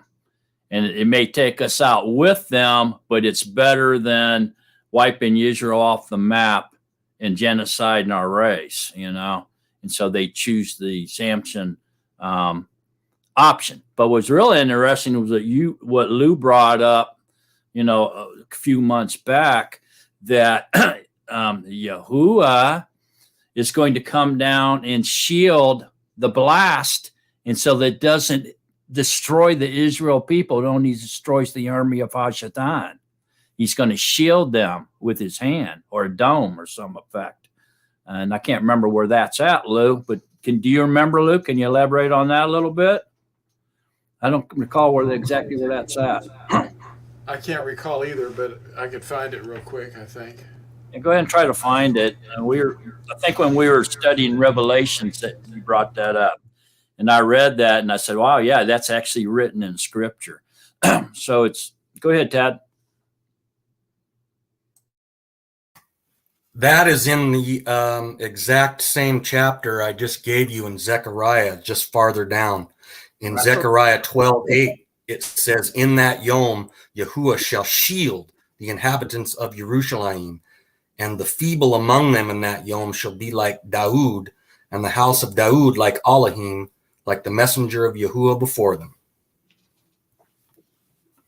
Isn't that interesting, man?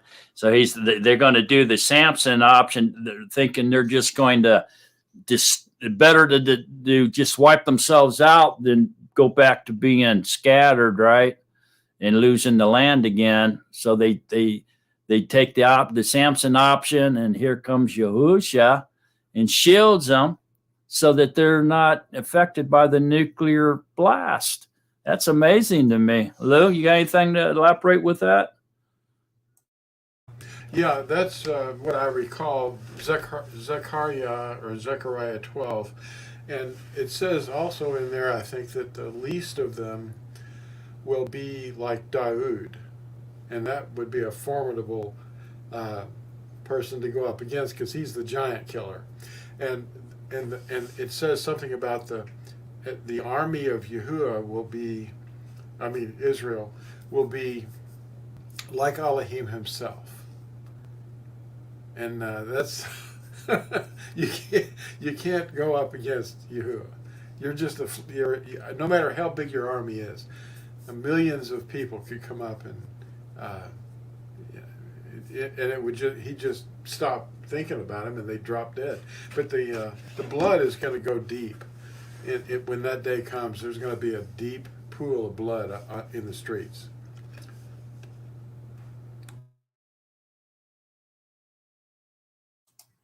Yeah, fascinating, really. Very fascinating. And Gibson girl saying the Samson option is Israel's Iron Dome. What's the Iron Dome? Anybody know? That's those anti-missiles. Go ahead, Lou. Yeah, that's what that is. And the Iron Dome is only part of the Samson option. If you watch that video, you'll see the imminent danger that the surrounding nations are in. They're very vulnerable because this is prophecy, and we know prophecy is there for our teaching. But the Iron Dome is certainly part of the protection, and but it's not the only part of the Samson option. But it is certainly a very important strategy. But this nuclear deterrent is the Samson option.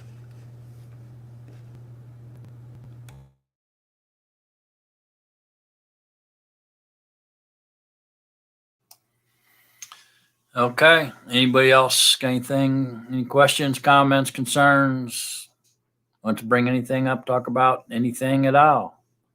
Modern events? Anything? Nothing? Are we done?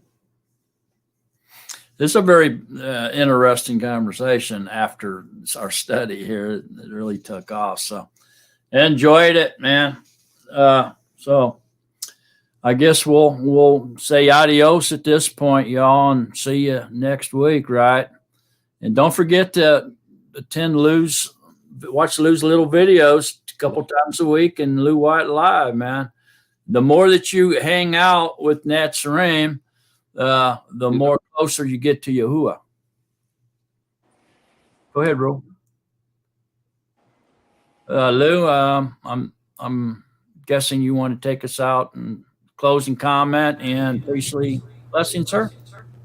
Absolutely. Thank you all for watching, and invite your friends to come and join us on this website. And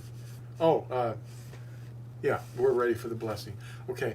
Yahuwah bless you and guard you. Yahuwah make his face shine upon you and show kindness to you. Yahuwah lift up his countenance upon you and give you shalom. So then they will place my name on the children of Yisrael, and then I myself will bless them. Baruch haba b'shem Yahuwah. Baruch haba b'shem Yahuwah. Thank you. Thank you all. Thank you, Bye. Thank you, brothers and sisters. Thank you, Brother Lou. Thank you. Love you both.